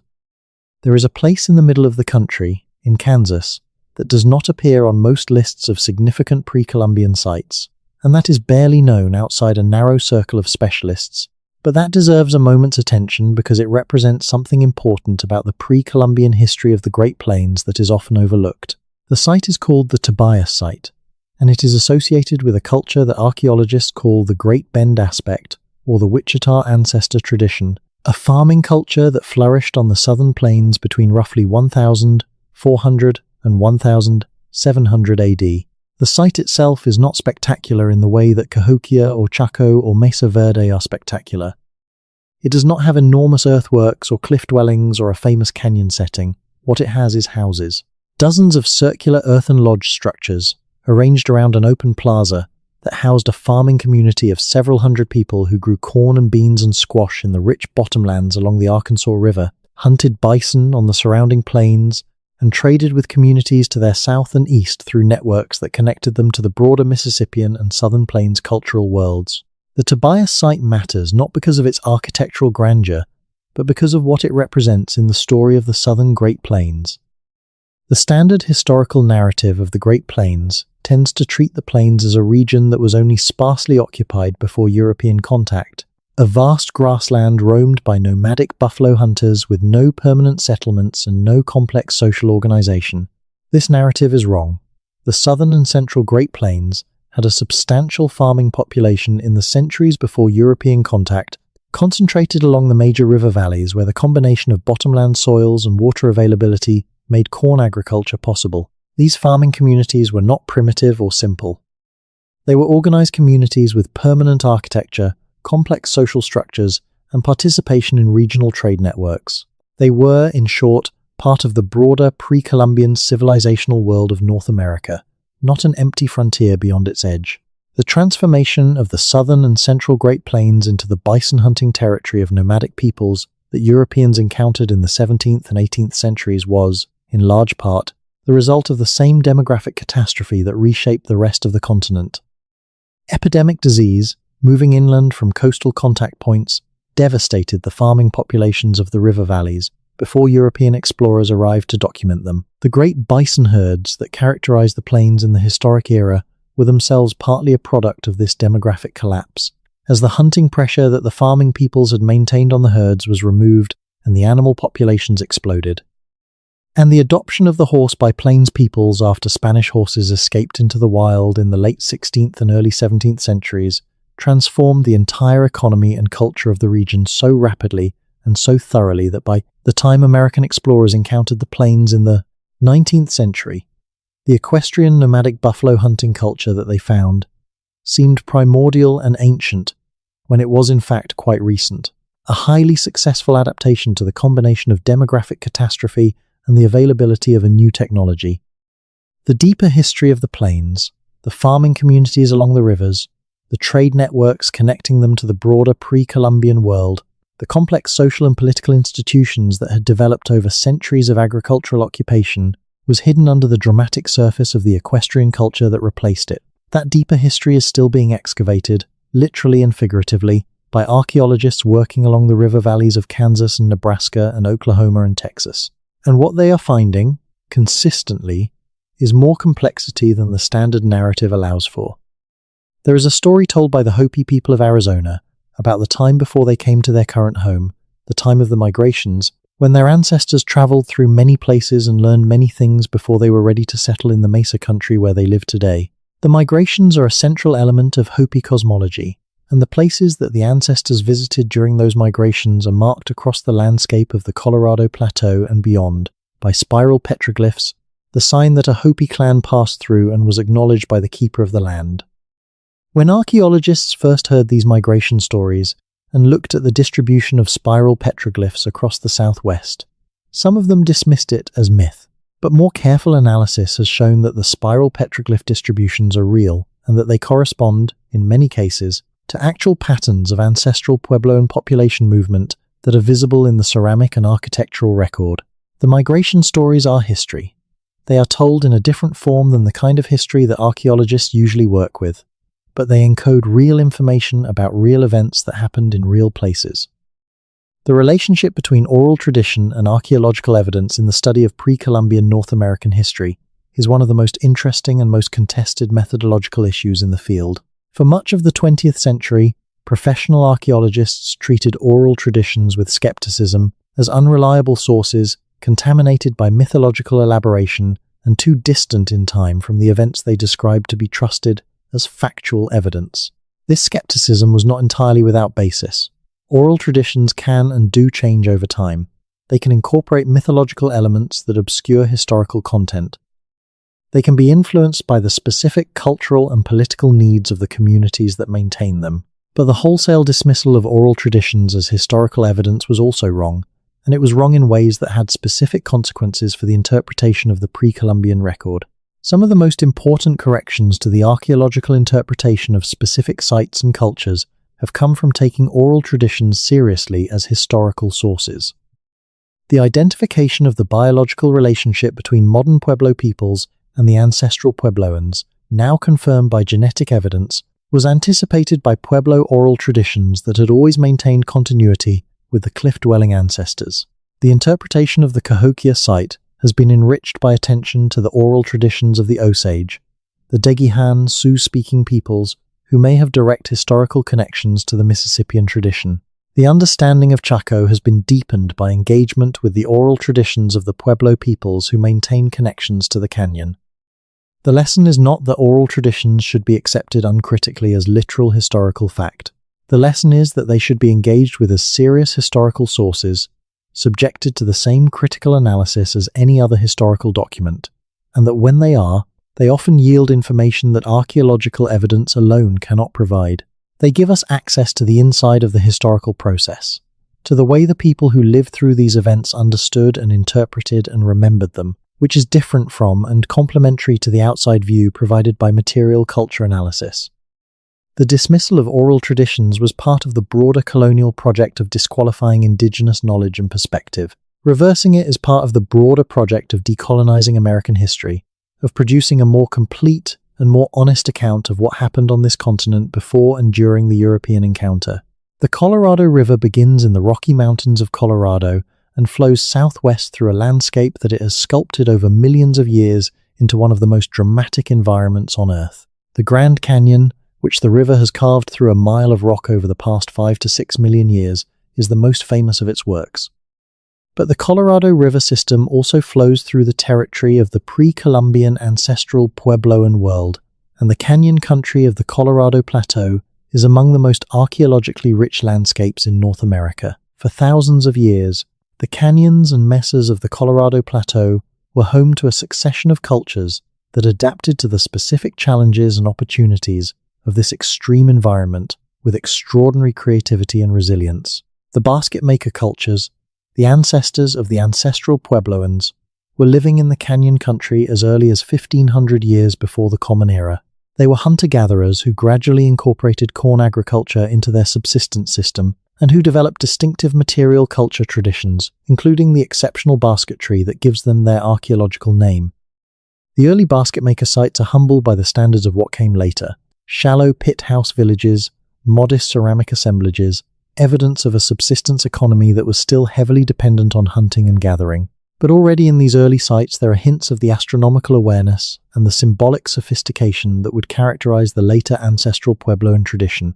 Rock art panels associated with basket maker sites show sun watchers, figures with sun symbols, the marks of a people who were already attending carefully to the movements of the sky. Over the following centuries, the basket maker tradition evolved into what archaeologists call Pueblo I and Pueblo II, the periods leading up to the florescence of the Chaco system. Population grew. Villages became larger and more permanent. Architecture shifted from pit houses to above-ground masonry structures. The ceramic tradition became more elaborate and more regionally diverse.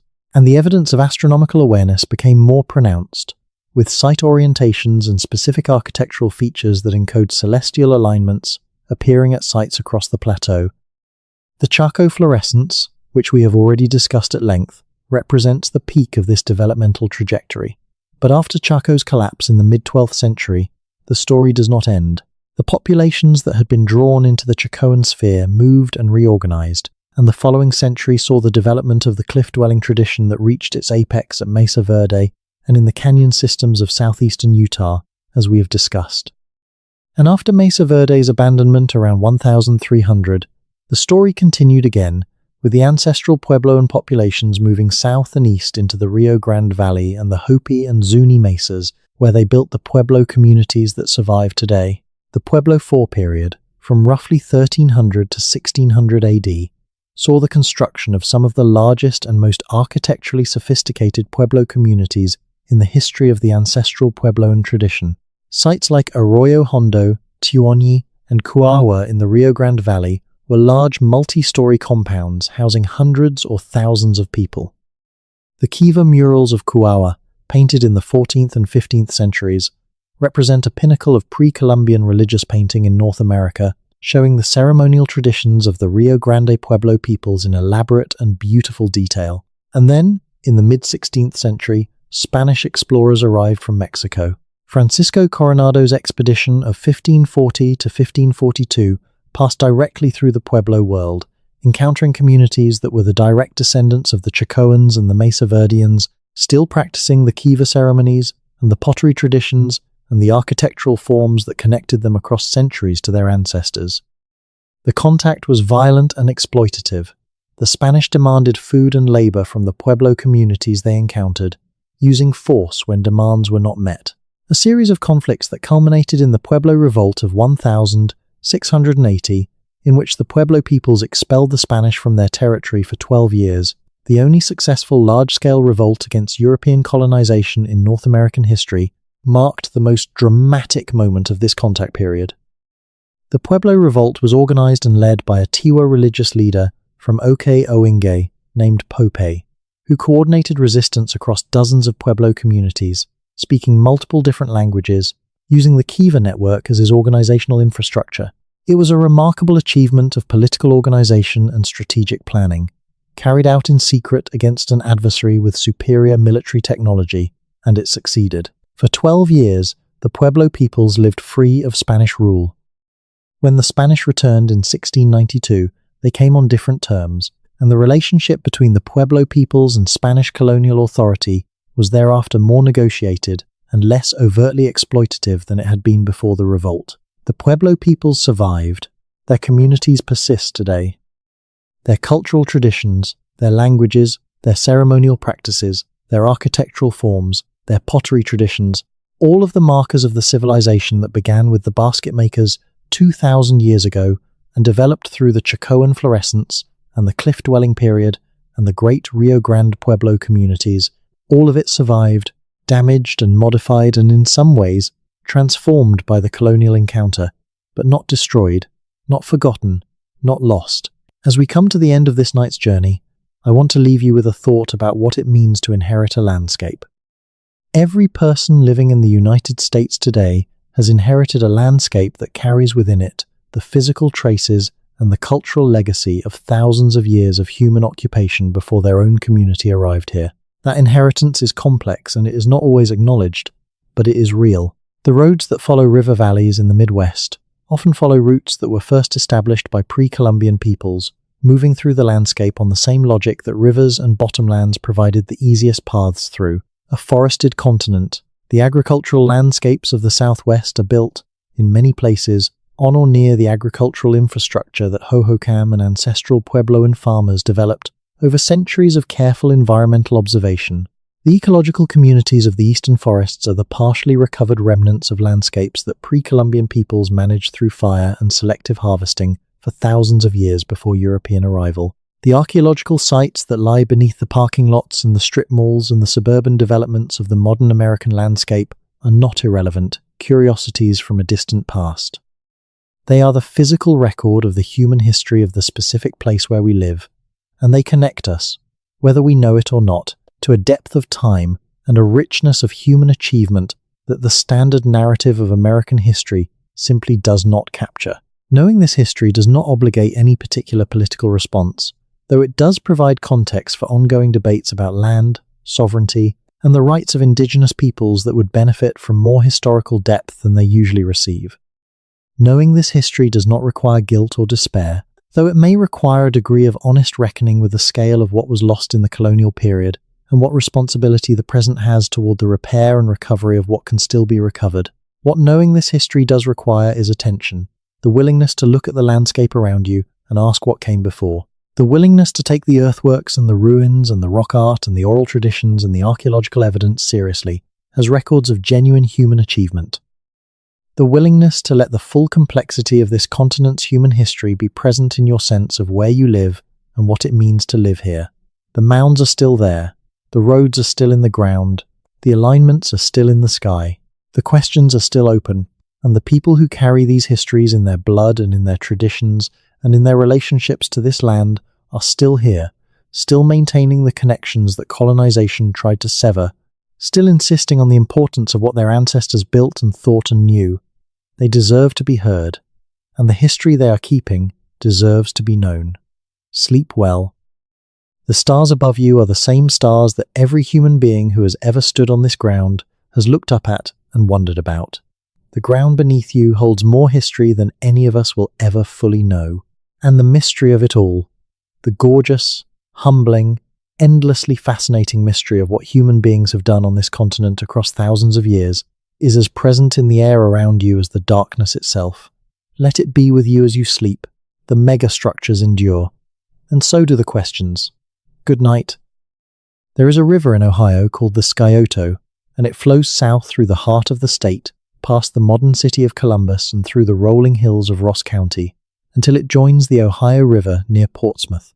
The Scioto Valley is one of the most archaeologically important landscapes in North America, and for most of the people who drive along its banks today, it is simply a river. It is simply scenery. It is simply the background to whatever else is happening in their lives. But the Scioto Valley was, for centuries, one of the great ceremonial heartlands of the Hopewell world, and the evidence of that centrality is written across its landscape in a way that becomes visible the moment you know what to look for. Chillicothe, the county seat of Ross County, sits near the center of the most dense concentration of Hopewell earthwork sites in the entire region. Within a few miles of Chillicothe, there are more significant Hopewell sites than in any comparable area of the continent. High Bank Works, with its circle and octagon aligned to the lunar cycle in the same pattern as the Newark earthworks 60 miles to the north, sits on the bluff above the Scioto just south of Chillicothe. Hopeton Earthworks, a complex of geometric enclosures including a large circle and square, sits on the bottomland just north of town. Mound City, now part of Hopewell Culture National Historical Park, sits just north of Chillicothe and contains the dense concentration of burial mounds and mortuary structures from which the most extraordinary collection of Hopewell ceremonial objects ever recovered was excavated in the early 20th century. Sype Earthworks, Liberty Earthworks, Shriver Circle, Frankfurt Works, the names accumulate, the sites cluster, and all of them are connected, spatially and culturally, in a pattern that suggests not a random scatter of independent communities, but a deliberately organized ceremonial landscape, in which the placement of each earthwork complex was related to the others by both geography and cosmological intention. The Scioto Valley Hopewell ceremonial landscape was a designed environment. Not designed in the sense that a single architect sat down and drew up a plan for the whole thing, but designed in the sense that the decisions about where to build each successive earthwork complex were made with reference to the existing pattern, with an awareness of what was already there and what the new addition would mean in relation to it. The landscape as a whole was the artwork, and each individual earthwork complex was a brushstroke in a painting that covered hundreds of square miles. Walking through this landscape today, with the knowledge of what is there and what it meant, is an experience that does something to your sense of scale that is very difficult to describe. You are inside an artwork. You are moving through a sacred geography that was deliberately constructed by human beings who cared intensely about the relationship between the earth and the sky and the community and the dead and the cosmos, and who expressed that caring in the only medium large enough to hold it, the land itself. And the land holds it still, 2,000 years later, waiting for the attention that the scale of the achievement deserves. Let us spend a few moments with the question of what we mean when we say civilization, because I think it is worth examining that word carefully in the context of this history. The standard definitions of civilization in Western academic discourse have typically emphasized a cluster of features: writing, cities, monumental architecture, state-level political organization, surplus agriculture, social stratification, professional specialization. The civilizations of the ancient Mediterranean and the Near East, Egypt and Mesopotamia and Rome and Greece developed most or all of these features, and have therefore served as the template against which other societies are usually measured. When pre-Columbian North American societies are measured against this template, most of them fall short in one or more of the standard criteria. The Hopewell had monumental architecture and trade networks and social stratification, and probably some degree of political organization, but no cities and no writing. The Mississippians had cities and monumental architecture and state-level political organization and surplus agriculture, but no writing in the conventional sense. The Chacoans had monumental architecture and roads and astronomical sophistication and a regional political economy, but no writing and no cities in the strict sense. The result has been that these societies are often described as complex, or pre-state, or chiefdom level, with the implication that they somehow fell short of the civilizational threshold. But this way of measuring is problematic. It takes a particular historical trajectory, the trajectory of the Old World Bronze Age civilizations, as the universal norm against which all other human social development is measured. And it treats the specific features of that trajectory, writing, cities, states, as the only valid markers of civilizational achievement. This is historically and anthropologically unjustifiable. Writing is a technology for information storage and transmission. Oral tradition is also a technology for information storage and transmission. The fact that oral traditions leave less durable physical traces does not mean they are inherently inferior as cognitive or cultural achievements. The Iliad and the Odyssey were oral compositions preserved and transmitted orally for centuries before they were written down. The Vedas were composed and transmitted orally for centuries, possibly millennia, before they were committed to writing. The fact that pre-Columbian North American intellectual traditions were maintained orally rather than in writing tells us something about the specific historical circumstances of those civilizations. It does not tell us that they were less sophisticated or less worthy of the label civilization. Cities are one form of human settlement concentration. Dense village clusters connected by roads and trade networks are another form. Platform mound centers surrounded by dispersed residential populations are another. The fact that Cahokia organized its population differently from Babylon or Alexandria tells us something about Cahokia's specific environmental and social context. It does not tell us that Cahokia was less of a city or less of a center of power and complexity than those places. The definition of civilization should not be a checklist that pre-selects one historical trajectory as the universal standard and then judges all other trajectories as deficient. It should be a description of the range of ways that human beings have organized complex collective life. And by that measure, the pre-Columbian civilizations of North America were civilizations. They organized complex collective life. They built monuments that endured for millennia. They developed intellectual traditions of genuine sophistication. They created beautiful and meaningful art. They managed their environment sustainably for centuries. They participated in continental-scale networks of exchange and communication. They were, in every meaningful sense of the word, civilized. The failure to recognize them as such is not a failure of the evidence. It is a failure of the measuring stick. There is a moment in the archaeological literature on Cahokia that has always struck me as one of the most quietly devastating sentences in the entire field of American archaeology. It comes from the work of Timothy Porketat, one of the leading researchers on Cahokia, who observed that at the peak of Cahokia's power and influence, the city was drawing in people from across a vast territory, that migrants from hundreds of miles away were arriving in the city and settling there, and that within a few generations of Cahokia's abandonment, the descendants of those migrants were scattered back across the landscape, carrying with them the cultural forms and the ideological commitments of the Cahokian world, which then seeded the subsequent Mississippian cultures of the surrounding region. Cahokia did not just collapse. It exploded outward. Its ideas and its institutions and its ceremonial forms traveled with its diaspora and shaped the subsequent history of the entire region. This is not how we usually think about the decline of pre-Columbian civilizations. We think about them as endings, as collapses, as losses, and they were losses. The specific achievements of Cahokia as a place, the great mounds, the organized plazas, the concentration of craft specialization and ceremonial activity, all of that was lost when the city emptied. But the ideas that had animated Cahokia did not disappear. They traveled, they transformed, they became part of the substrate on which subsequent civilizations grew.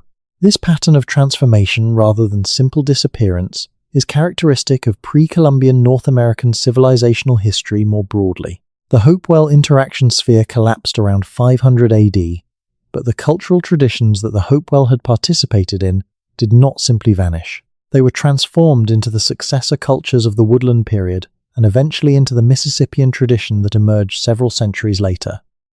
The Chacoan system collapsed in the mid-12th century, but the ancestral Puebloan tradition did not disappear. It contracted and reorganized and eventually produced the remarkable Pueblo IV communities of the Rio Grande Valley. The Hohokam Canal system collapsed in the 14th and 15th centuries, but the O'odham peoples, who are the Hohokam's descendants, maintained cultural continuity with their ancestors' tradition in their own ways. Pre-Columbian North American civilization was not a collection of brief, isolated episodes of complexity that each ended and were replaced by emptiness. It was a continuous, evolving, transforming story of human achievement on this continent, spanning thousands of years, involving dozens of distinct cultural traditions, and producing a legacy that is still present, still living, in the indigenous communities that are the inheritors of all of it. The night is very deep now. The questions are quieter, or perhaps they have simply become part of the fabric of the darkness, woven into the silence between breaths. Let me tell you about one last thing before I let the dark have you entirely. There is a practice in some Pueblo communities called watching for the sun. An elder or a designated sun watcher goes out each morning before dawn and climbs to a high place and watches the horizon for the specific point where the sun will rise, and the position of that sunrise relative to landmarks on the horizon tells the community what day of the ceremonial year it is, when the planting ceremonies should begin, when the kachina dances should be held, when the other ceremonial obligations of the year fall due. It is an ancient practice. It connects the person doing it to all the sun watchers who have done the same thing from the same or similar vantage points for a very long time. The act is simple. A person stands on a high place in the dark before dawn and watches for the light to come. But the meaning of the act is enormous.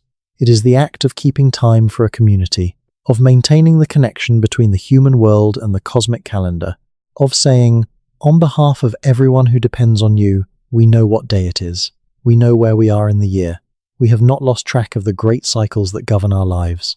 The Hopewell people who aligned the Newark octagon to the lunar cycle were doing something conceptually related to what the Pueblo Sun Watcher does. They were keeping track of the great cycles. They were saying, we know where we are in the wheel of time. We have built our understanding into the landscape so that even if we forget, the land will remember for us.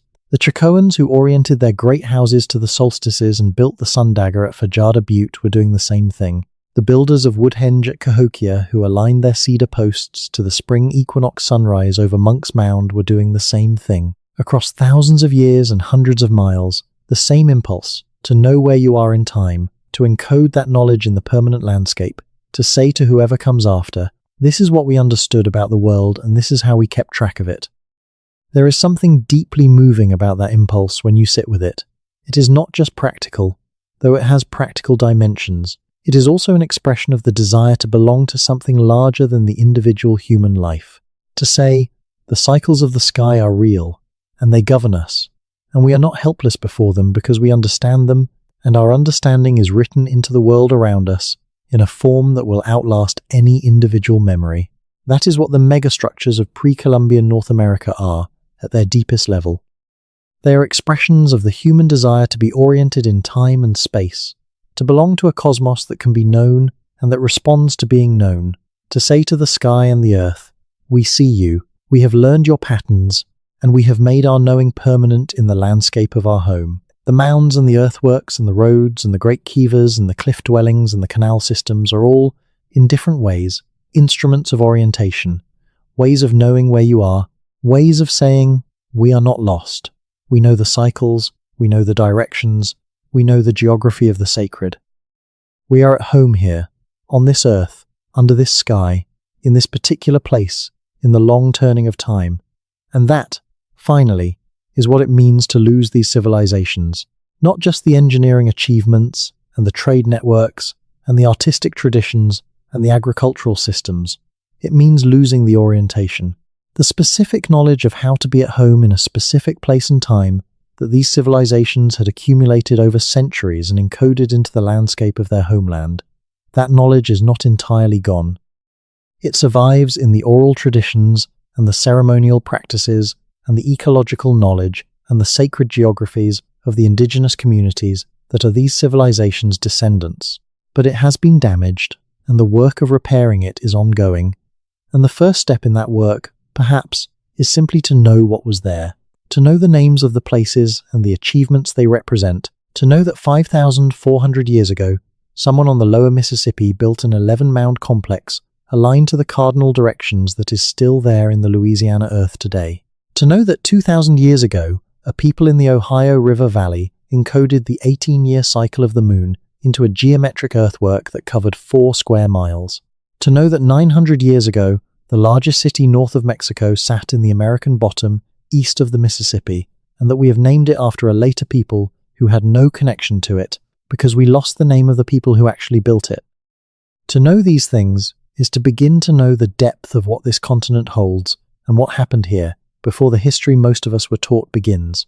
And knowing it changes you in ways that are hard to articulate but that are real. You become a little more careful when you are in the landscape, a little more attentive to the slight rises in the fields, the unusual alignments of natural features, the patterns in the distribution of trees and stones and soil colors that might, if you look carefully enough and know enough to look, reveal the presence of something old and intentional beneath the surface. You become a little more humble before the depth of human time on this continent.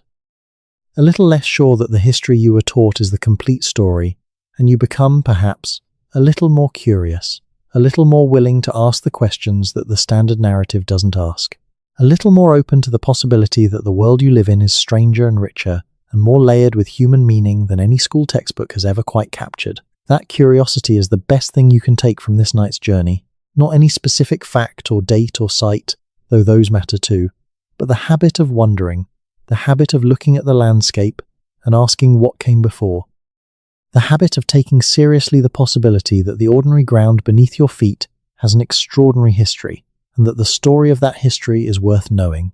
The megastructures are in the ground, the alignments are in the sky, the questions are still open, and the night is very still. And perhaps, if you listen carefully enough in the silence between your own heartbeats, you can hear something very faint and very old. Not words, not music, exactly, but something like the sound of thousands of years of human presence on this land, still resonant, still here, still asking to be known. Good night. The mounds are patient. And so, tonight, are you? There is something we have not yet talked about that belongs in this story, something that connects the deep pre-Columbian past to the immediate present in a way that is both scientifically remarkable and personally resonant for anyone thinking carefully about where they live and what it means. It is the question of names. Most of the landscapes we have been discussing tonight carry names that were assigned by European settlers and explorers who had no knowledge of or interest in the pre-Columbian history of the places they were naming. Monk's Mound at Cahokia is named for the Trappist monks who farmed its lower terrace in the early 19th century, not for the people who built it. Poverty Point is named for the nearby Poverty Point plantation, itself named for reasons that had nothing to do with the extraordinary ancient site that lay on its land. Chaco Canyon takes its name from the Spanish word for a kind of scrubby desert plant. The Hopewell culture is named for a 19th century Ohio farmer named Mordecai Hopewell, on whose property one of the key archaeological sites was excavated, a man who had no connection whatsoever to the civilization that bears his name today. The Hohokam culture is somewhat better in this regard, as the name comes from the O'odham language and means something like those who have gone or those who are used up, a name given by the O'odham people themselves to the ancient ruins in their territory that they recognized as the works of their ancestors. And the ancestral Puebloans, the preferred term today for what was once called the Anasazi, takes its name from the living Pueblo people's self-identification. The naming of these sites and cultures by European and American researchers in terms that reflected the intellectual and cultural assumptions of 19th century science rather than the self-understanding of the peoples being named is a microcosm of the broader process of colonial knowledge production that has shaped the way we understand pre-Columbian North American history. The effort to correct these names, where possible, by consulting with the descendant communities and using terms that those communities prefer, is part of the broader project of decolonizing American archaeology and producing a more respectful and more accurate account of the pre-Columbian past. But the names are also a reminder of how recently this history has been taken seriously as history. The farmers and settlers and developers who built their lives on top of the greatest concentrations of pre-Columbian earthworks in North America mostly did not know what they were building on top of, or, if they had some awareness of the archaeological heritage beneath their feet, they did not consider it a serious constraint on their right to develop their property as they saw fit. The losses to the archaeological record from agricultural ploughing, from the digging of drainage ditches, from the construction of roads and buildings and utilities, are incalculable. Entire site complexes that were documented in the early 19th century by observers like Ephraim Squire and Edwin Davis, the authors of the landmark 1848 work, Ancient Monuments of the Mississippi Valley, no longer exist in the form they were described, if they exist at all. Squire and Davis documented hundreds of earthwork sites across Ohio, Indiana, and neighboring states, with remarkable precision and detail for their era. Comparing their descriptions and measurements to the current state of the sites they described is, in many cases, an exercise in mapping loss.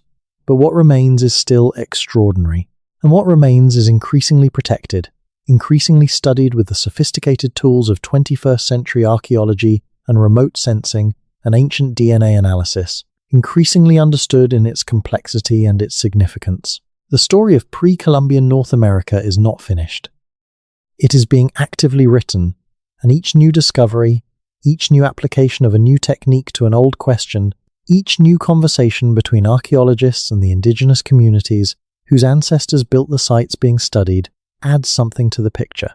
The picture is incomplete and will always be incomplete, but it is growing, and the direction of growth is toward recognition of the depth and sophistication of what happened here, before the history most of us were taught begins. And that recognition, slow and imperfect as it is, matters.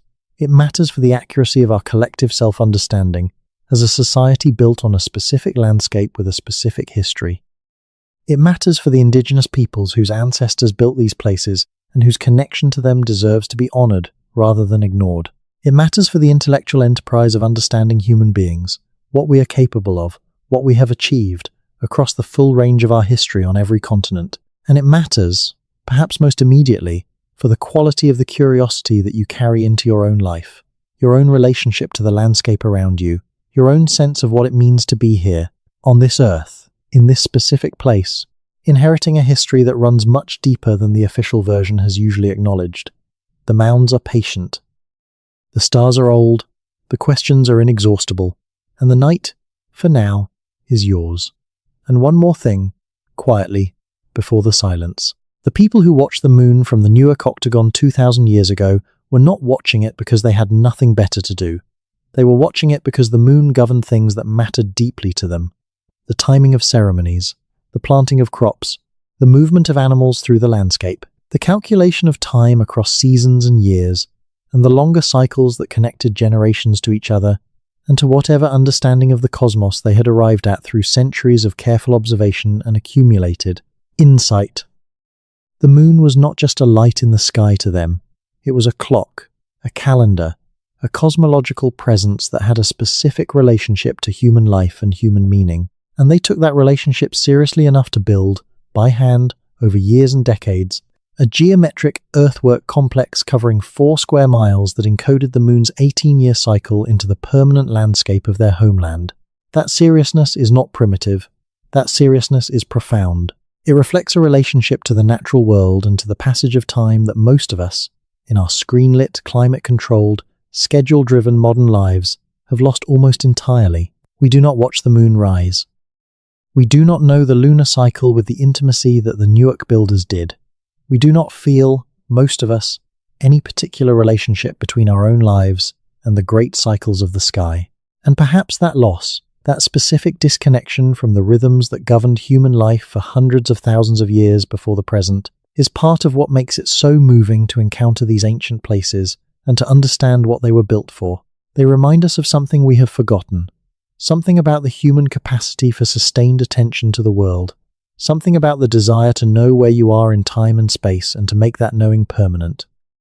Something about the relationship between the human community and the cosmos it inhabits. The mounds and the earthworks and the roads and the cliff dwellings and the canal systems are not just archaeological sites. They are also, if you let them be, invitations. Invitations to pay the kind of attention to the world that the people who built them paid. Invitations to notice the rising and the setting of the moon and the sun, to feel the turn of the seasons, to ask what the landscape around you remembers that you have forgotten. The night is very quiet now. The questions are very still. Let the stars be with you as you sleep, and let the mounds be patient. They are very good at patience. They have had a long time to practice. Somewhere right now, under the same sky that has watched over every civilization on this continent for thousands of years, the mounds are waiting. The stones of Chaco are cooling in the desert night. The earthworks of the Ohio River Valley are holding their shapes in the dark. The ruins of Cahokia are sitting quietly at the edge of a city that does not know what it is sitting next to. The cliff dwellings of Mesa Verde are empty and patient and very old. All of it is still there. All of it is waiting. And the story of all of it is just beginning to be properly known. That is not nothing. That is, in fact, everything. Sleep well.